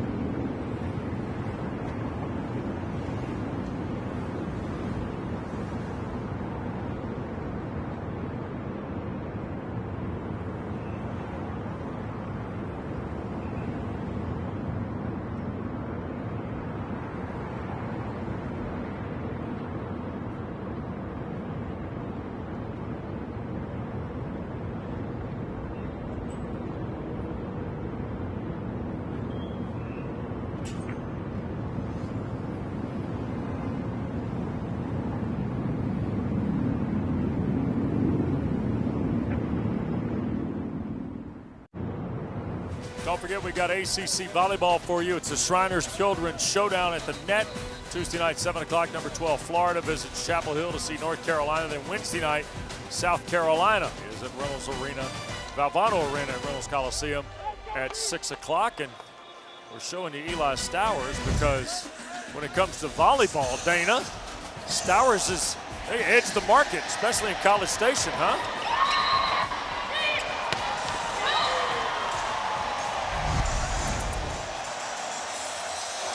Discussion in the Stowers household is who's the best athlete, and when you talk to Eli Stowers, he says, I got to give it props to my sister. She's the best athlete, #1 recruit in the state of Texas to go play volleyball for Texas A&M. They're top 10 team in the country. Yeah. Well, I was with Eli at Texas A&M. We had him there. He was a quarterback, young guy, and we couldn't get him to play tight end, and his journey's taken him there, but that family is athletic. Pavia on first down here. Crowd roaring now at Lane Stadium. First down give. Look at Alexander split to the near side. Cedric Alexander for 9 on first down. Jordan Bass from the secondary, the tackle for Virginia Tech. A little wide zone pin pull play, taking advantage of that wide defensive end and hitting that C gap in there. They've done that a couple of times. Now they're in a second down and about a half a yard. They're staying on schedule. Last drive, and they're off to that again, staying on schedule. Sherrill goes wide to the left, out of the top of your screen. You see the 2 tight ends move to that side. That's Richardson in motion. Pavia going to hand to Alexander, first down, as he cracks the 35. So Cedric Alexander is going to move the sticks. 5 minutes and change now as we count down this third. It's interesting what Vanderbilt is trying to do right now. They're trying to the tight end wing side. Virginia Tech is not adjusting to that extra offensive extension there between the tight end and the wing. There's too much space. They're attacking that space. Virginia Tech's going to have to change that defensive structure, either slide their front or adjust it and wing bust it. Sam Cephas, the first-year Hokie DC.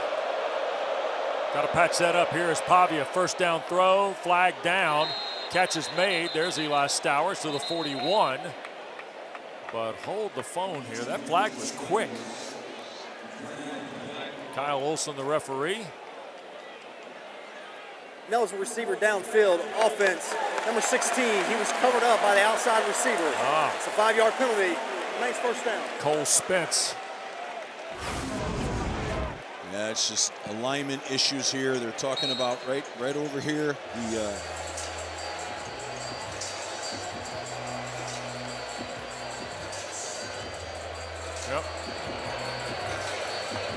That'll drive you crazy too, won't it, Denazio? Drives you absolutely out of your mind. You're behind the chains now. First and 15, 6th penalty of the night on the Commodores. I know you get tired of me saying it. No talent issues.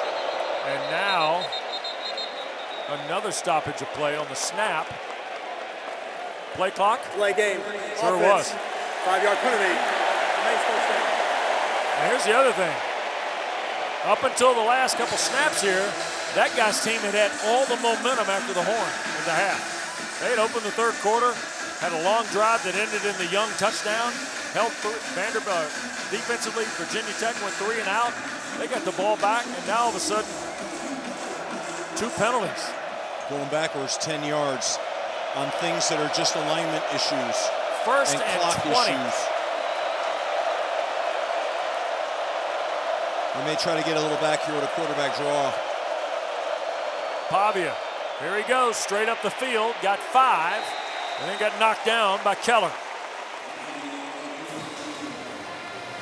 It's kind of a go-to for them. You know, he does a nice job on the quarterback draw of really holding, and letting those blocks set before he goes.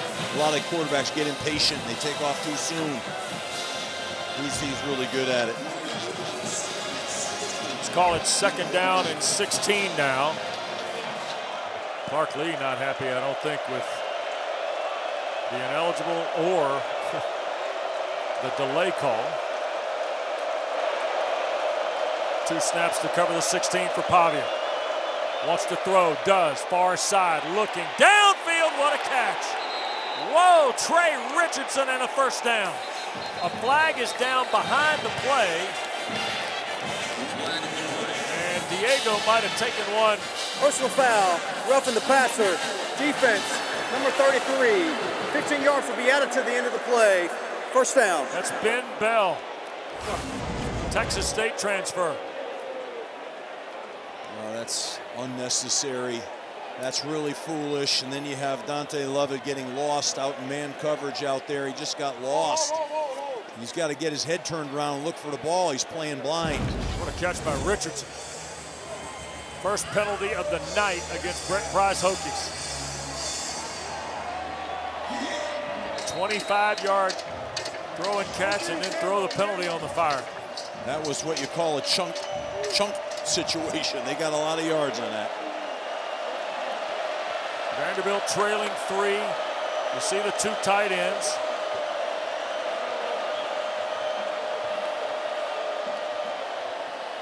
First down, Alexander, or Young, beg your pardon, 22, not 28. Trying to scrape to the left side. He got a couple there. These backs from Vanderbilt do a really great job of setting up their blocks, fouling their blocks. They run with patience, and then they put their foot down and they accelerate at the right time. 27-yard line, second down, 8 to go. Clark Lee's team is going to have an unbelievable amount of possession time in this third quarter. Play fake, Pavia going to keep it. Right side, tripped up, flag is thrown as he's brought down around the 20. He'll be a yard shy of the first down, but we'll check the flag. Holding, offense, number 72. 10-yard penalty, remains second down. Glass again, call for the hold. Isaiah has had a tough night at the office with some of this Hokie front. Steve. I don't understand, and he's on the backside of that play unless he switched to the other side. That's that bread and butter play, that power read sweep again. Jerry Gill is really hot. Yeah, he's certainly, when you get the hands down on your knees, and he's got a high level of aggravation working right now. 37-yard line, second down, 18. Pavia with time, now evades the pocket and brought down around the 26, 25-yard line. Michael Short, the linebacker, out in open space. And is he a handful when he gets grass in front of him, Steve? Yeah, no question. I tell you, on that play, Wes, the running back stepped up in protection, and that set that whole thing and gave Pavia a chance to hit that crease. That's an unselfish play by a tailback. He really stuck up in there. That was really a great play that he made that no one will probably ever see, but wow. Alexander back in the game, third down. Pavia to throw, looping for the end zone. It is caught!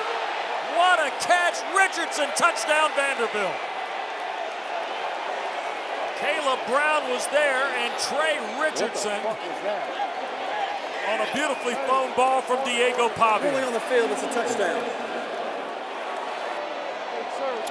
Well, last play it was Dante Lovett, now it's Caleb Brown. These guys are not making a play on the ball. They're not looking back for the ball at all. It may be a little at the very end, they're losing the receiver. I mean, they're running pretty much stride for stride, but they're not making a play on the ball. 26-yard touchdown with 24 seconds left to go. Pavia's second passing score of the night. Well, you've seen Pavia now in the second half step up right now. He has put the team on his back, whether it's throwing it, running it, and now Drones is going to have the opportunity to do the same thing for Virginia Tech, and he's going to have to do it because momentum has clearly shifted. On the field, a touchdown is under video review. Well, and this is a pretty huge sequence in the ball game. Another look here. Richardson, does he have it all the way through? He hits the pylon. And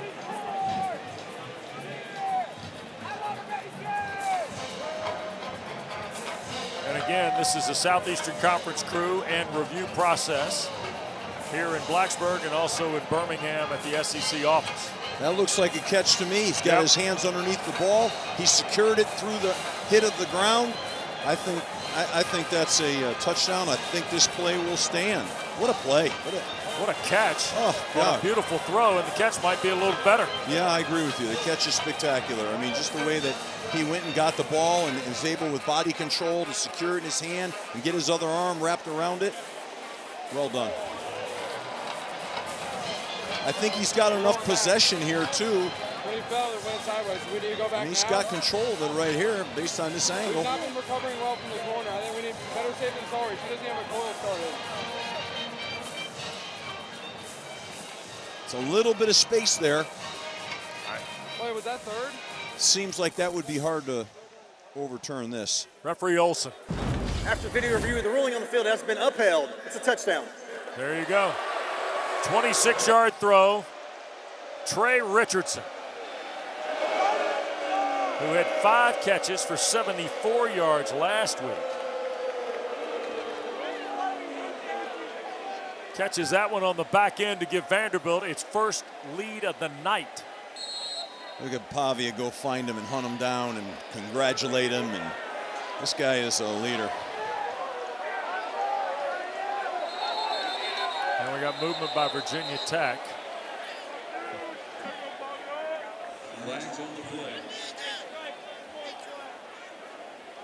You know, Tech's just got to keep their composure now and put together a nice drive themselves.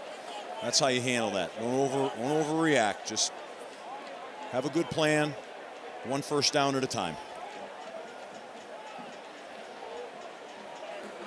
False start. Kicking team. 5-yard penalty. There'll still be a try. My apologies to the Hokies. So Diego Pavia looking at the replay of the throw. Meanwhile, we get ready for Brock Taylor to add the point. And there's comedian Theo Vaughn, who's, I don't know what it is about comedians and Vanderbilt fans, but we'll explain that in a moment. Here is Taylor, and he missed the kick. Oh, it stays a 3-point game. Wow. How that might come back in the end. Yep. You know, just be another no talent issue, movement. Crazy. 7-play drive. Pavia drops one in the bucket to Trey Richardson.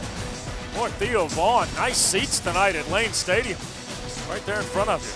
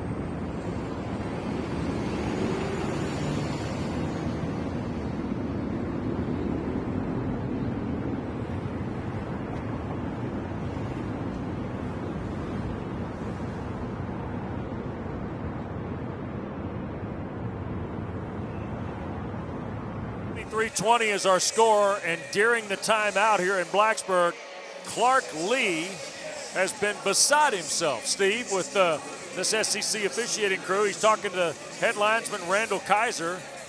He wanted to talk to referee Kyle Olson, and eventually he worked from the head linesman, Mr. Kaiser, and then moments ago did get an audience with referee Kyle Olson, but you can see still not very happy at all.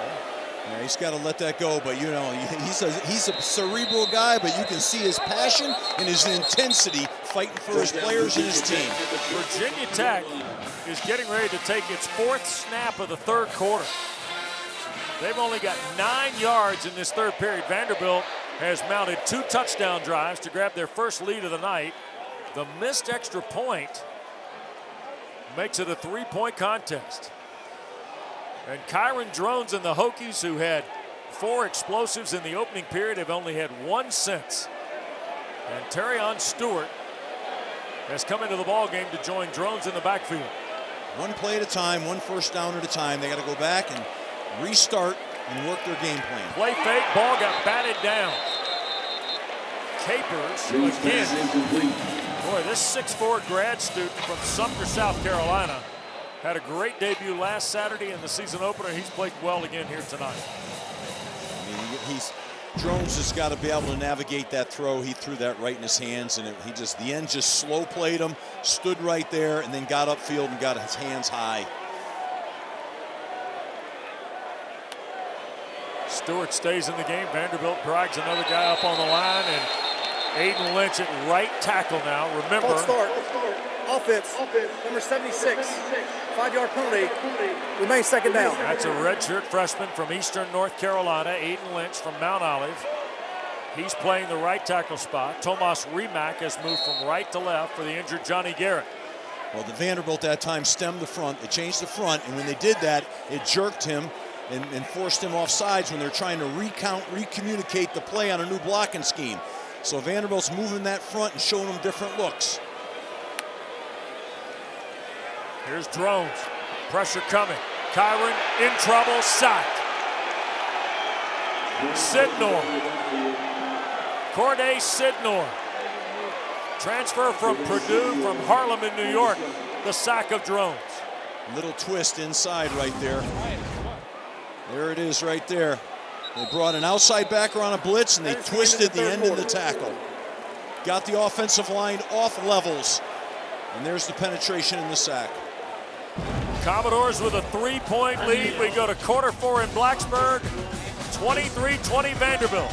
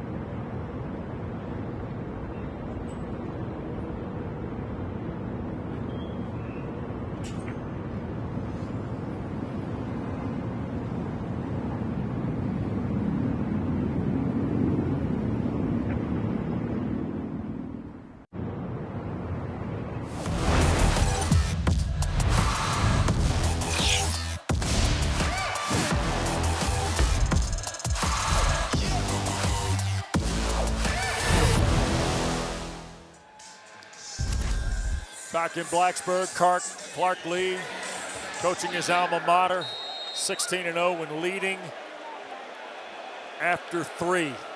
Virginia Tech, 3rd and a long way. Here's Drones, and he's just going to get rid of it. A flag has been thrown behind the play. Commodore player lost his helmet. Zaylen Wood has closed the pocket on Drones, and boy, referee Kyle Olson's been busy here. Sidnor lost his hat. Virginia Tech's getting beat up front right now. Vandy is playing with a little more energy. Personal foul, hands to the face, offense. That penalty's declined. 4th down. Sure it is. And for Virginia Tech, that is another 3 and out here in the second half. Yeah, left tackle. Yeah, Tomas Rimac moved from right to left, and that's sometimes, you don't have the same angles. He was getting beat. He got his hand under the face mask, ripped it off, and it's just not good football. Someone got beat inside as well. I mean, they're getting beat up front. They've got to anchor down here a little bit up front. I wonder here if Vandy's going to come after this punt right now. Got him in his own end zone. Christian Epling is going to handle the long snap here, but a lot of schools of thought here. You got good field position, get a return, or do you go after the punt? here's a look at the 3rd quarter. You see the 18 snaps for Vanderbilt that produced 2 touchdowns. Correction. Vanderbilt wants the penalty enforced to be half the distance to the goal.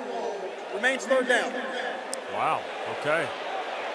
So, hold on, Clark Lee says, no, I don't want the penalty. I want to.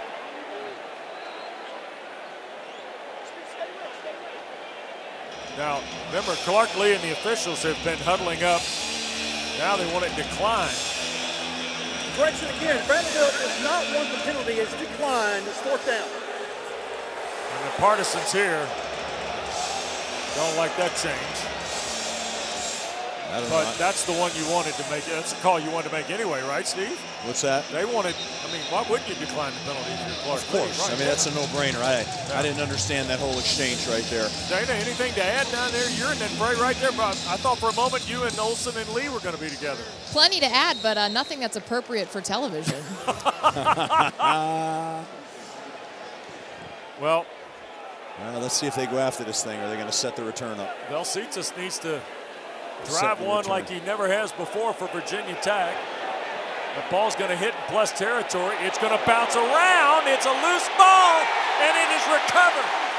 It looked like the Hokies got on it with Thomas Williams, but it is ruled to belong to Vanderbilt. Yeah, I don't think it hit a Vanderbilt player. I think it rolled over the top. The kick was not touched by the receiving team. It'd be 1st down. So now, the only way this can be reviewed is if it comes from upstairs. Yeah, I think this goes right. He bends over right there. Wow. Goes, oh my God. Game of inches, right? How about that? Just inches. Wow. Really headsy play there by bending down and making sure that thing came over the top of you. That's hard. Wow, great presence. Nice piece of live eye officiating as well, Steve. Commodores from their 44.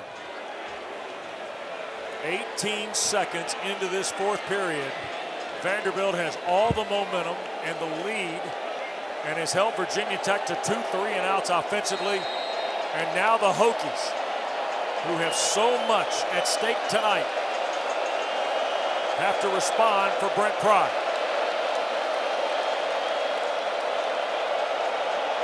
Changing the play right now. He's got him in one high safety. Pistol, they're going to run it. Alexander nowhere. Goodness. Heisman and Bell on the stop. 1 yard, 2nd and 9.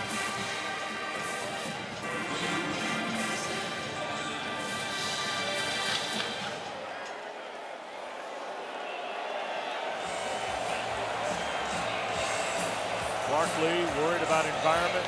Suffered through a lousy 1st quarter for his team. Boy, they respond here in the 3rd. And now the onus falls back on the Hokies. 2nd and 9. Pavia to throw. Looks up in the pocket, back across the middle and broken up as it arrived. Intended for Richardson, who caught the touchdown pass. Nice job on defense here, punching this ball out. It's a little play action pass. He's got penetration, steps to the left a little bit, throws a pretty good ball, but a nice play on defense and knocking that ball out of the receiver's hands. Put him in a 3rd and long. This is a big down for Virginia Tech right now.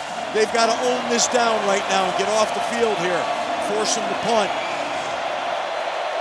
Better contain Pavia now in this pocket. Looks like they might be coming with a 3-man rush. Let's see what they do here on defense. No, they brought 4. Vanderbilt 3 for 4. Pavia Stowers the catch, first down. Eli Stowers, 3rd catch of the night, cashed the hit, but it's enough for the first down for the Commodores. He hasn't had a ton of touches, but that's a big one right there. You know, the protection's pretty good. He gets himself right in the center of the defense right here, and Pavia finds him and throws a strike. Look at this. Nice job. Good job holding on to the ball. He took a hard hit right there. Minute and a half gone. Fresh set of downs for Diego Pavia and Vanderbilt, who leads by 3.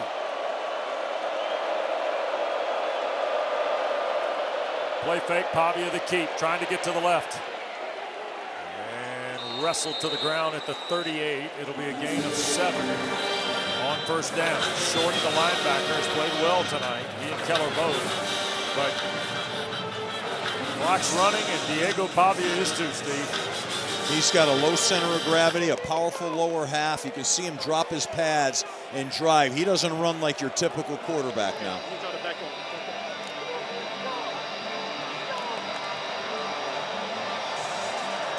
So here's the 2nd down, and what amounts to about 2, a little longer than 2. Almost 3 full. Pavia, left side. He gets the first down to the 32 of Virginia Tech. So what's going on here right now? I've talked about this before. Virginia Tech's got to adjust. They're taking the end outside the tight end, and they're leaving a huge gap between the tight end and the tackle. And they're attacking that gap right now. Vanderbilt is. That time they did it with a Q run, the tailback lead, so they equate the numbers, but there's a soft spot.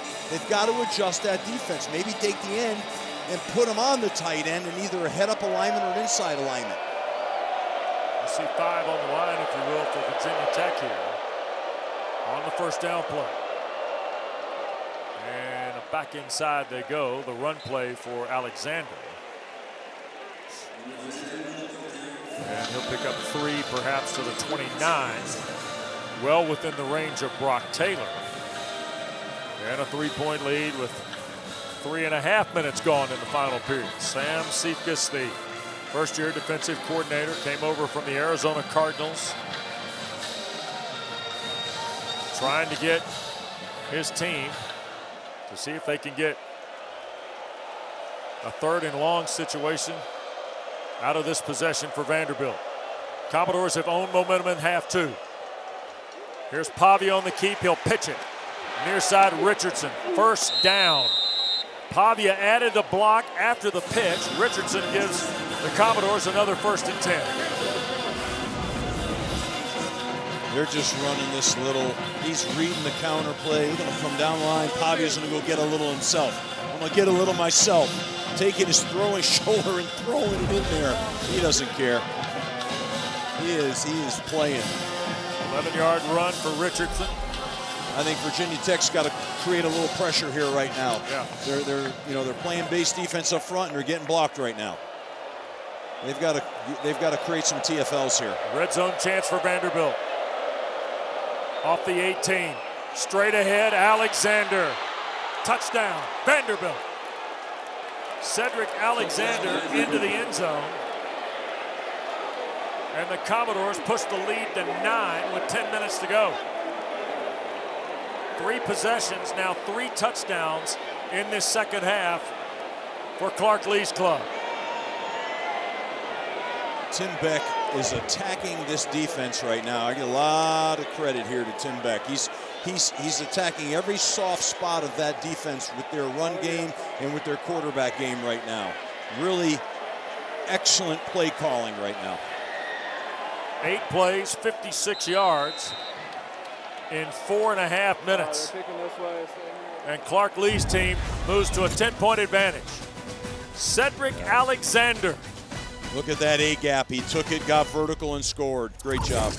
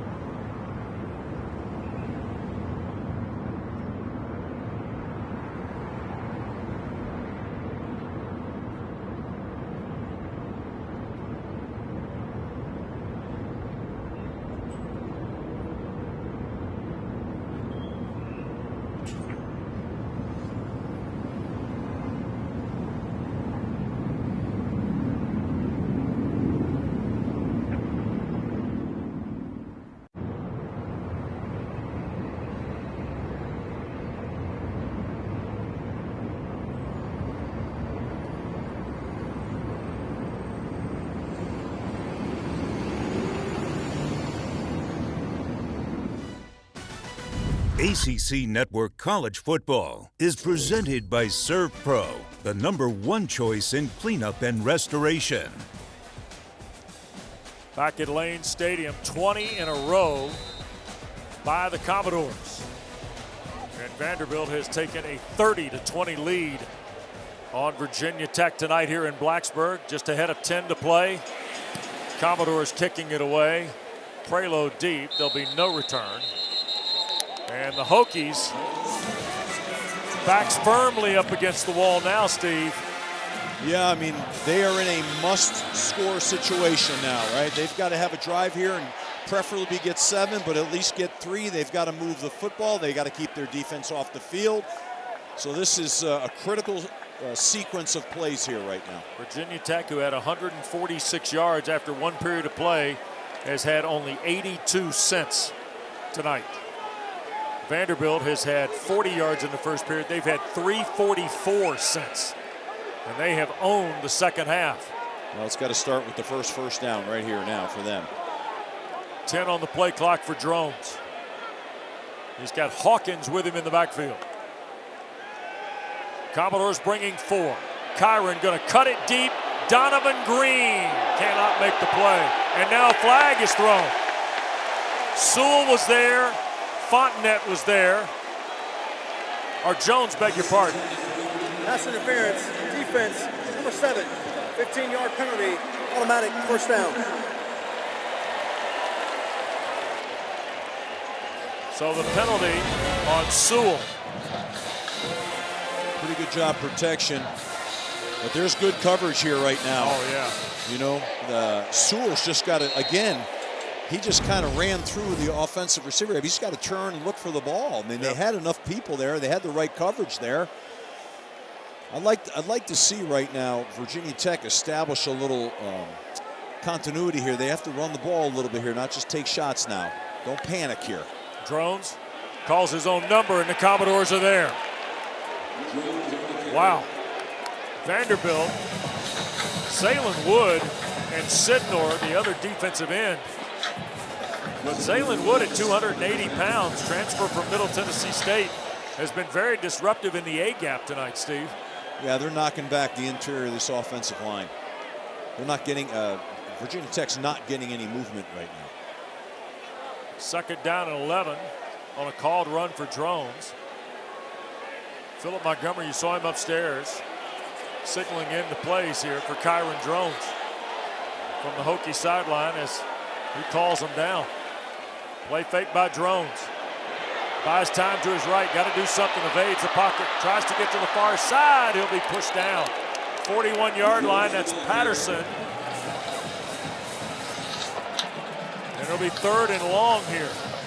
Where's 9 for the first? Where's Stewart? Where's Hawkins? Where are they right now? You know, we're getting into a game that's not their game right now. There was enough time, 10 minutes and plus to play. You just need to have a first down and get drives here. I'm turning this now into a drop-back-a-thon. This is the third possession of the second half for Virginia Tech. Their first two were 3 and out. They picked up a first down via penalty a moment ago. This is 3rd and 9 now with 8.5 to go. Commodores with pressure. Drones in trouble, sacked.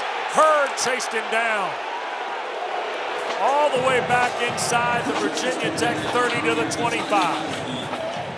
Second sack of Kyron Drones. Really good job by Vandy of walking everybody up and then bailing and bringing the outside rusher and really confused the protection for Virginia Tech. That's what happened there. C.J. Hurd came scot-free. So another punting situation here for Virginia Tech. Height stands at the 37. And Martell going to ask for and make a fair catch at the Vanderbilt 28-yard line. So with 7:44 to go and a 10-point Vanderbilt lead, time for tonight's Food Lion, food for thought. And it is the second half for Clark Lee's Commodores. Big play after big play tonight, both offensively and defensively in the second half.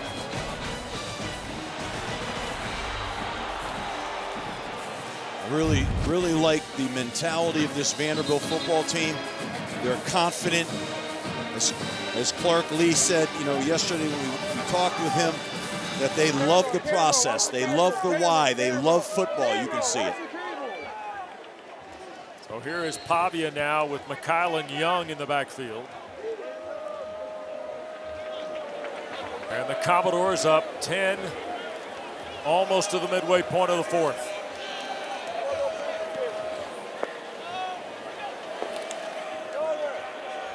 Here's the cutback, and Young sets sail into Virginia Tech territory. It is a foot race, and McKylan Young is tackled by Williams inside the 10. What a run on first down for McKylan Young. I mean, he just makes a great cut. They over-pursue on defense, and he punctures that thing vertically and really does a great job of blasting into the end. He's got some pretty good speed. Career best 62-yard run by McKylan Young. 7 minutes to go, and some of the faithful in Blacksburg headed for the exits here. They flip the field. And Pavia to the right side. He'll be tackled by Keller right around the 6. Let's visit with Dana Boyle. Well, based off the way Vanderbilt's playing in this fourth quarter, you have to imagine that there's no quit from this team. Diego Pavia on the sidelines prior to the offense taking the field said, we need 2 more touchdowns. Being up by 10 is not good enough, so no complacency here with that 10-point lead.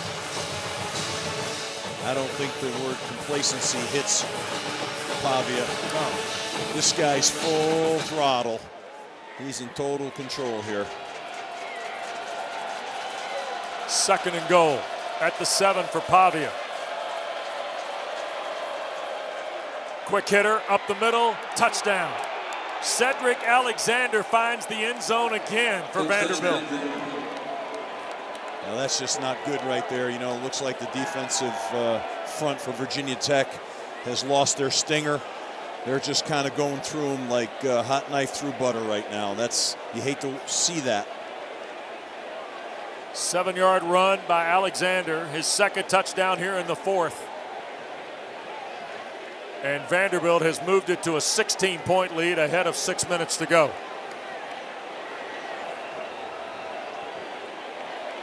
This is Taylor from Knoxville. And the kick is good. It was the big run from Young, 62 yards.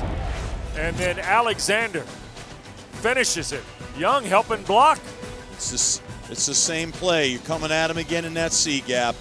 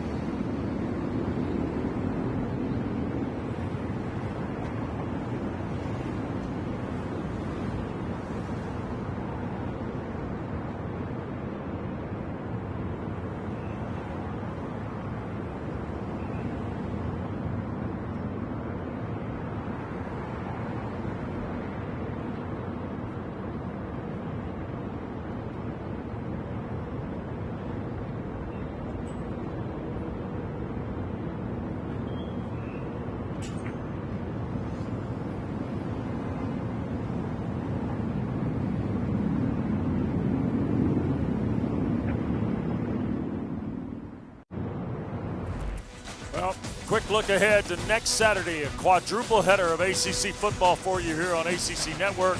We'll be in Charlottesville at noon. The Tribe and the Wahoos. Boy, what a hard luck loss today for Tony Elliott and Raleigh. Gutty performance from NC State. Richmond, Carolina follows at 3:30 in Chapel Hill.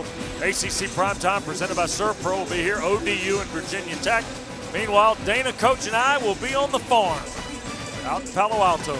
Stanford, California, the zip code, Steve, for ACC After Dark. Boston College, Stanford. 10:30 Eastern time will join you from the campus. By the way, BC and Michigan State, Steve. Yeah, they're in a barn burner here going down the home stretch, tied up. And kick over the head of Prelo. And what was a raucous crowd here at Lane Stadium has emptied out because Vanderbilt has put 27 in a row on the board. 4 touchdowns on their last 4 possessions. Meanwhile, the Hokies, 3 straight 3-and-outs. You've heard of tides turning. We have seen it tonight. They flipped the script. Tale of 2 different halves. Virginia Tech's last first down was with 34 seconds left to go in the first half. Jeremiah Coney has checked in as the running back. Drones to throw, pressure coming, sacked. Wow. Nick Rinaldi, the linebacker. Steve Gregory just keeps winding up the front for the guys in the gold hats. They just got beat. The right guard is just getting beat like he's standing still. And 58, I mean, it's just a Tommy Ricard. It's, they said who was going to win the line of scrimmage. Well, Vanderbilt's winning the line of scrimmage right now, clearly. It's been happening for quite some time in the second half and in even part of the first half. Drones has almost lost 30 yards on his last 5 rushing plays. All of them sacks are taken down behind the line. Misfires to Tony there in the flat. So it'll be 3rd down and 20. This is what starts to happen. You get out of rhythm. You don't trust your protection. You're not setting your feet. Your throws are a little off. And that's where Drones is at right now. And he's just got to, they've got to help him here a little bit. Like at this point, don't put him in good situations right now. Don't lose your quarterback here now.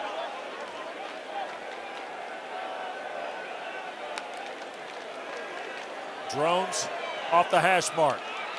Catch made out in space. That's Tucker Holloway on a 3rd down play. It'll still be 4th and long, but with 5:07 to go, Virginia Tech trailing by 17. Offense on the field here. He had pressure in his face that time. He does not have any clean pocket right now. He's under complete duress. Might be time for a little screen play right here to help slow this rush down a little bit. Boy, second half yardage, Steve. My goodness. Drones dancing in the pocket. Here to the near side. That's St. Germain, the tight end. There is a flag thrown. It's sitting at the 20-yard line. Holding, offense, number 56. That penalty's declined. 1st down, Vanderbilt. It's on Ganem. And that is a 4th straight 3 and out for the Hokies. Or it's 4 downs, actually. So it's a 4 and out. Well, with 4.5 to go. And now, with 4.5 to play, Vanderbilt can operate at their leisure. Run the ball here right now. Chew the clock. Take care of the football. What a second half performance by Clark Lee's team, huh? Especially with the haymakers Virginia Tech threw, Steve, and the 2 turnovers Vanderbilt had. Credit to their staff, their players, and their program. They were steady in the boat. They never gave up. They had poise and confidence. Pavia, the keeper. Well, Vanderbilt is going to go from Virginia Tech. This first of the half to Columbia and Williams-Brice Stadium next Saturday in South Carolina, and then Georgia State and Utah State at home before going to Tuscaloosa on October the 4th. My goodness. Timeout in Blacksburg.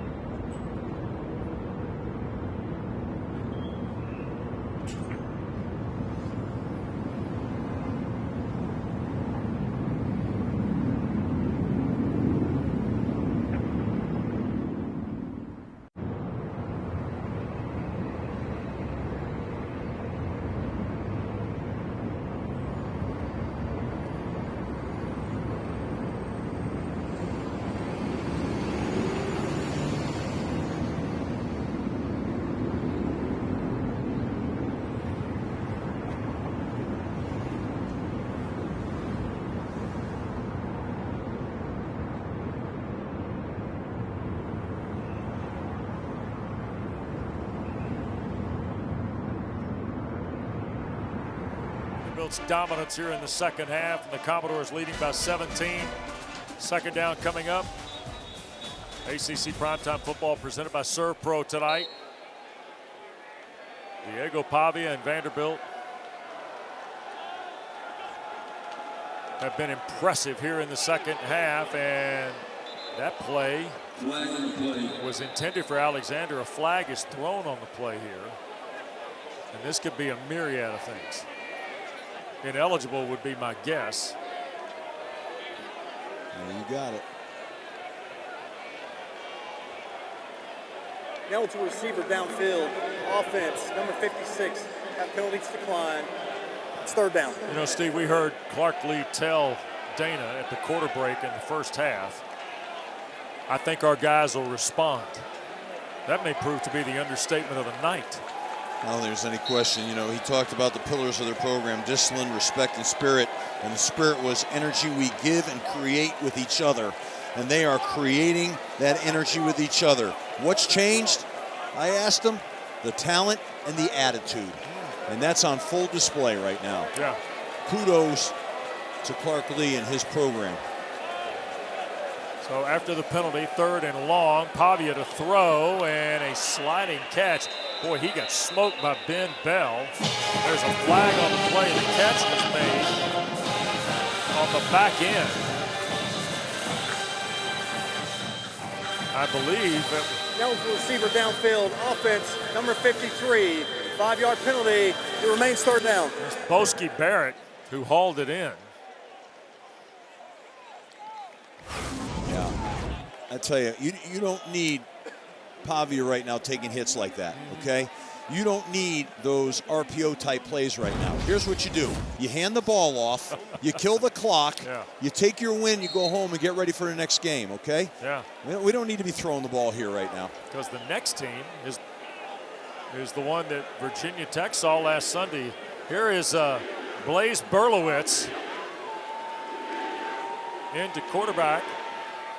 And on the first snap, Lassiter out of the backfield. Marker down as he reaches the 5 and finally tackled. James L. Lassiter out of the backfield. There is no foul for defensive holding. Something play is first down. Blaze Berlowitz is the quarterback now for the Commodores. A junior from Cushing, Oklahoma. Another New Mexico State transfer who enrolled January of 24. And by my count, paperwork, this is just his third career appearance. Wow. And he actually played in the Conference USA Championship game for the Aggies. Well, he's going to get a little work here right now. It'd be good for him. Yeah. I'm sure they're going to let him operate the offense for that experience. So you got Barrett and also Gillespie in the backfield, kind of an inverted wishbone. Here's Berlowitz going to the perimeter, and he'll be taken out by Michael Short. Clock continues to move toward 3 minutes to play. Well, right now, it's all about young guys getting experience, keeping players healthy. Virginia Tech. They're second of the half. This game. Please reset the game clock to 3:14, 3:14. So 30 seconds in length. A timeout for Brent Pry's team. Don't forget, we got Friday Night Lights, ACC football for you coming up from the JMA Wireless Dome. Colgate, Syracuse, 7 o'clock Eastern time. Pavia having a little fun there on the sideline with his coaches. Yep. Got to enjoy the wins, man. 2-hour ACC PM on a Friday, too. It's a Football Friday edition of ACC PM. That'll start and lead you up to the 7 o'clock kick with the Orange and Colgate. After the ball game, Diego Pavia scheduled to visit with Dana Boyle. And he's clearly been the energizer, Steve. Sometimes it only takes a guy, right? Especially at that position. That guy's like high tide, man. He can lift up all the boats, come up with high tide. He's a special one. They got him one. But, you know, don't want to take anything away from the rest of this football team. This football team has got resolve and toughness, and their coaching staff has it. I mean, it's fun to watch. Pavia 254 yards tonight, helping lead Vanderbilt to what is a 17-point lead, but Berlowitz trying to add to it. And he broke away from Bell. Now to the perimeter goes Berlowitz, and out of bounds with 3:07 to play. It'll be 3rd and goal. Bell shoved him out. Showed a little strength, a little toughness right there. Breaking tackles, 1. Breaking tackles, 2. Running hard. And the last timeout for Virginia Tech called there. Well, the Hokies have Old Dominion. This is the best clock management he's had all season. And then Wofford coming up here in Blacksburg. And Steve, at 0-2, this is not the beginning of any start Virginia Tech that anybody was looking for here following Virginia Tech. But This now is- the card's been dealt, and Brent Pry's team will have to 30 seconds. respond. This is the danger of having this kind of opening games, right? Yeah. You play a tough game against South Carolina, okay. Now you come back and you play another tough game against Vanderbilt. You don't. Most teams have a traditionally they're open up and graduate their schedule, or they have a tough game, come back with an easy game. Now you've got momentum working against you. Now you've got the fan base working against you, and everybody feels that. It just gets really hard, like you're walking in cement shoes. Now you earn your money as a coach. You got to go in that locker room. You got to be able to have a plan, some positivity with that plan.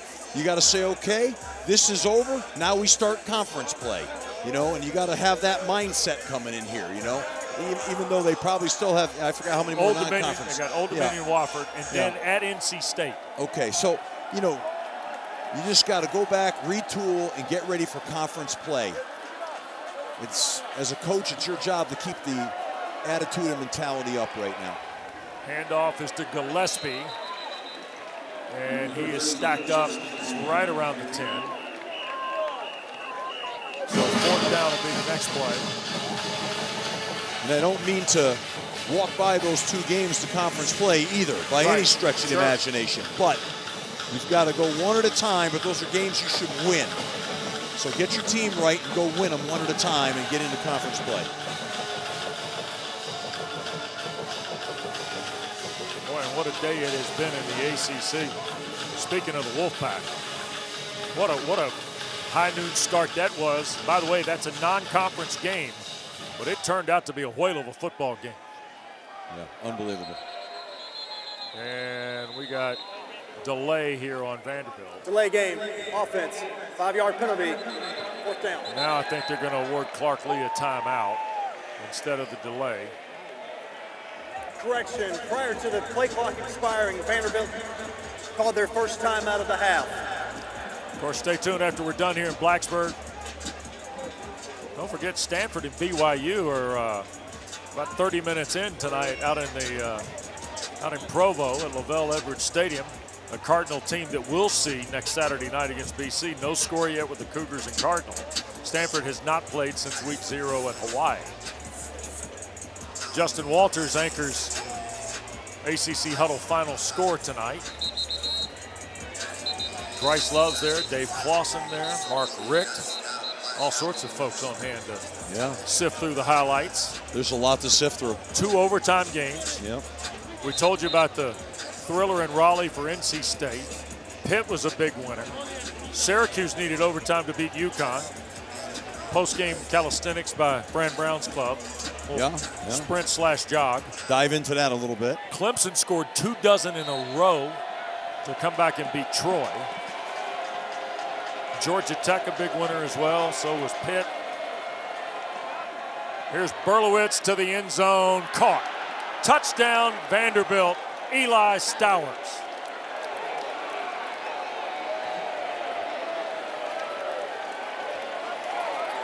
Five possessions, 5 touchdowns for the Commodores here in the second half.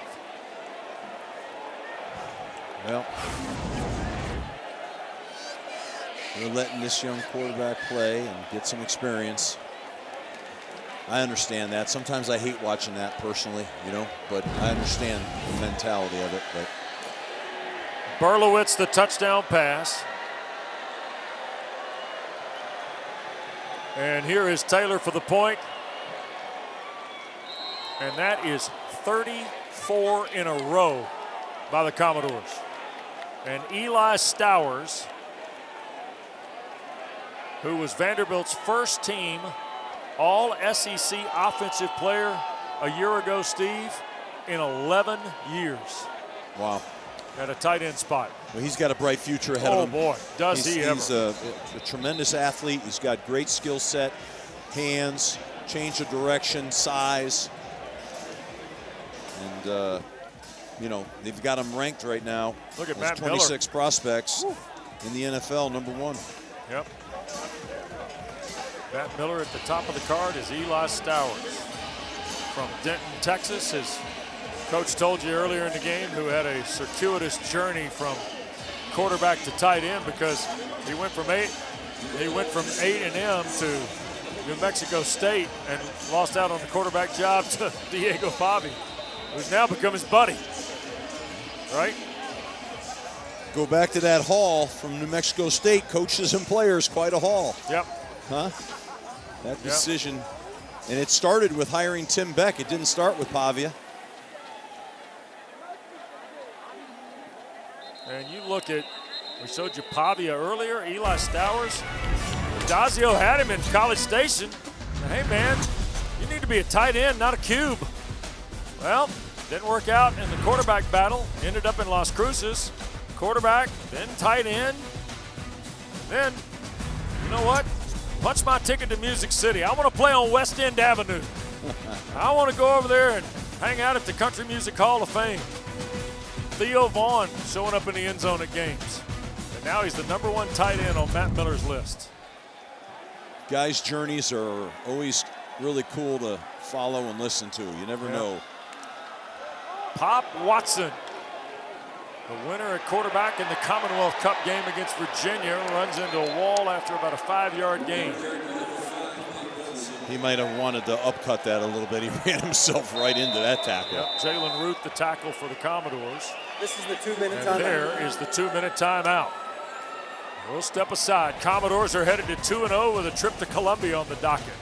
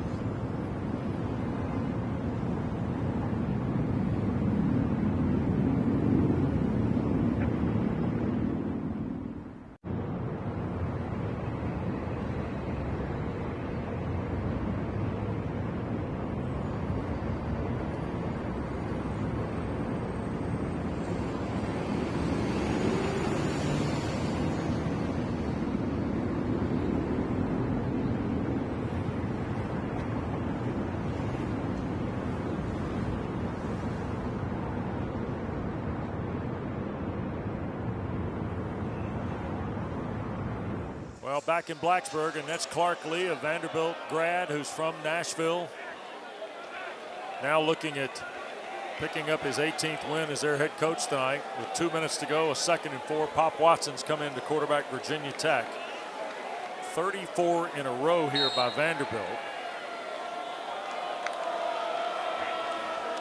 And Jeremiah Coney the carry.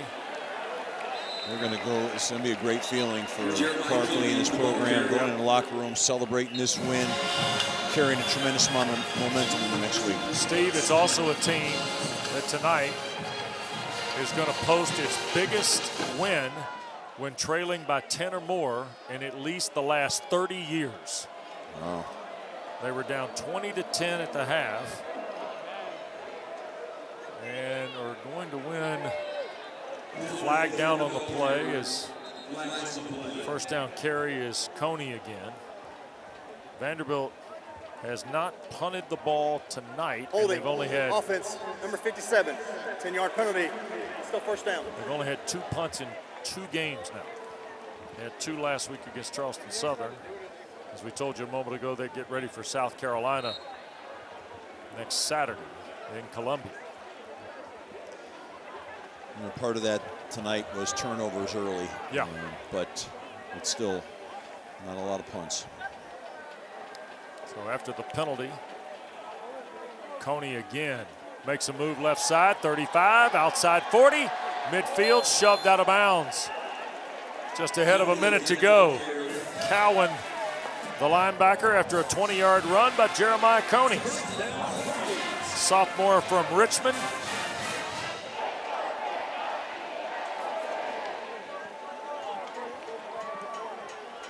And 1st and 10 it is at the Hokie 46-yard line.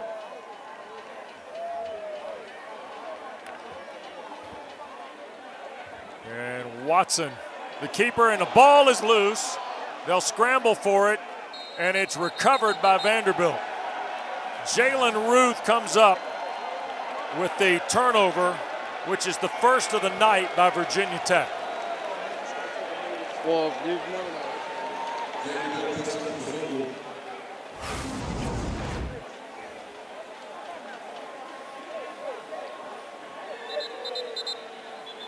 So Watson just lost the handle on it.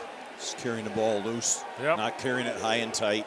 Jalen Stone's the guy that raked it out of there, and Jalen Ruth, the recovery with less than a minute to go. Our ACC Network research folks, largest win after trailing by 10 or more in at least the last 80 seasons. Wow. Well, let's take a knee here and I don't think this get is back in that locker room. Headsets come off for Clark Lee. Vanderbilt's going to go to 2-0.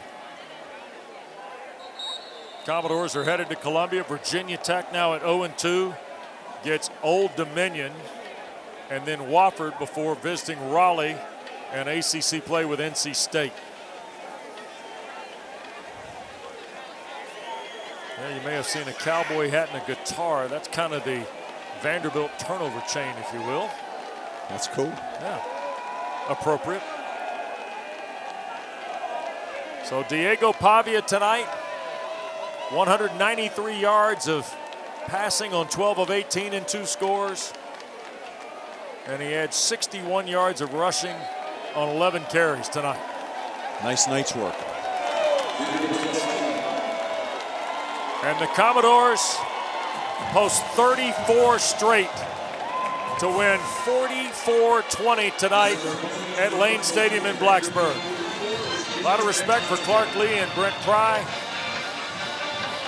And on they march in this 2025 campaign. Diego Pavia, we hope, is going to get a word with Dana. And Vanderbilt will head back to Music City tonight. And the Hokies go to work knowing that Old Dominion, Brent Pry's buddy Ricky Ronnie, brings the Monarchs in here next Saturday. That's our primetime game next Saturday night, presented by Serve Pro.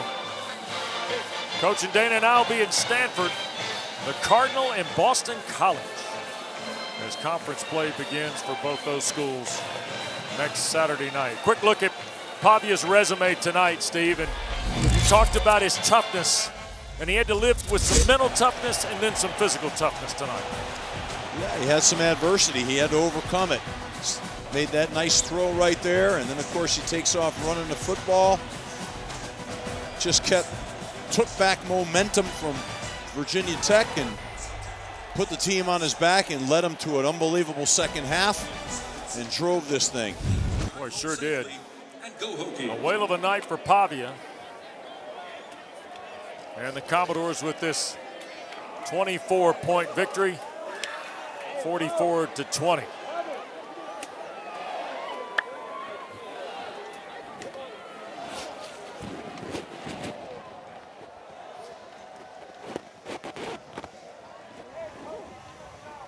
So Vanderbilt is a winner, 44-20, the final tonight at Lane Stadium.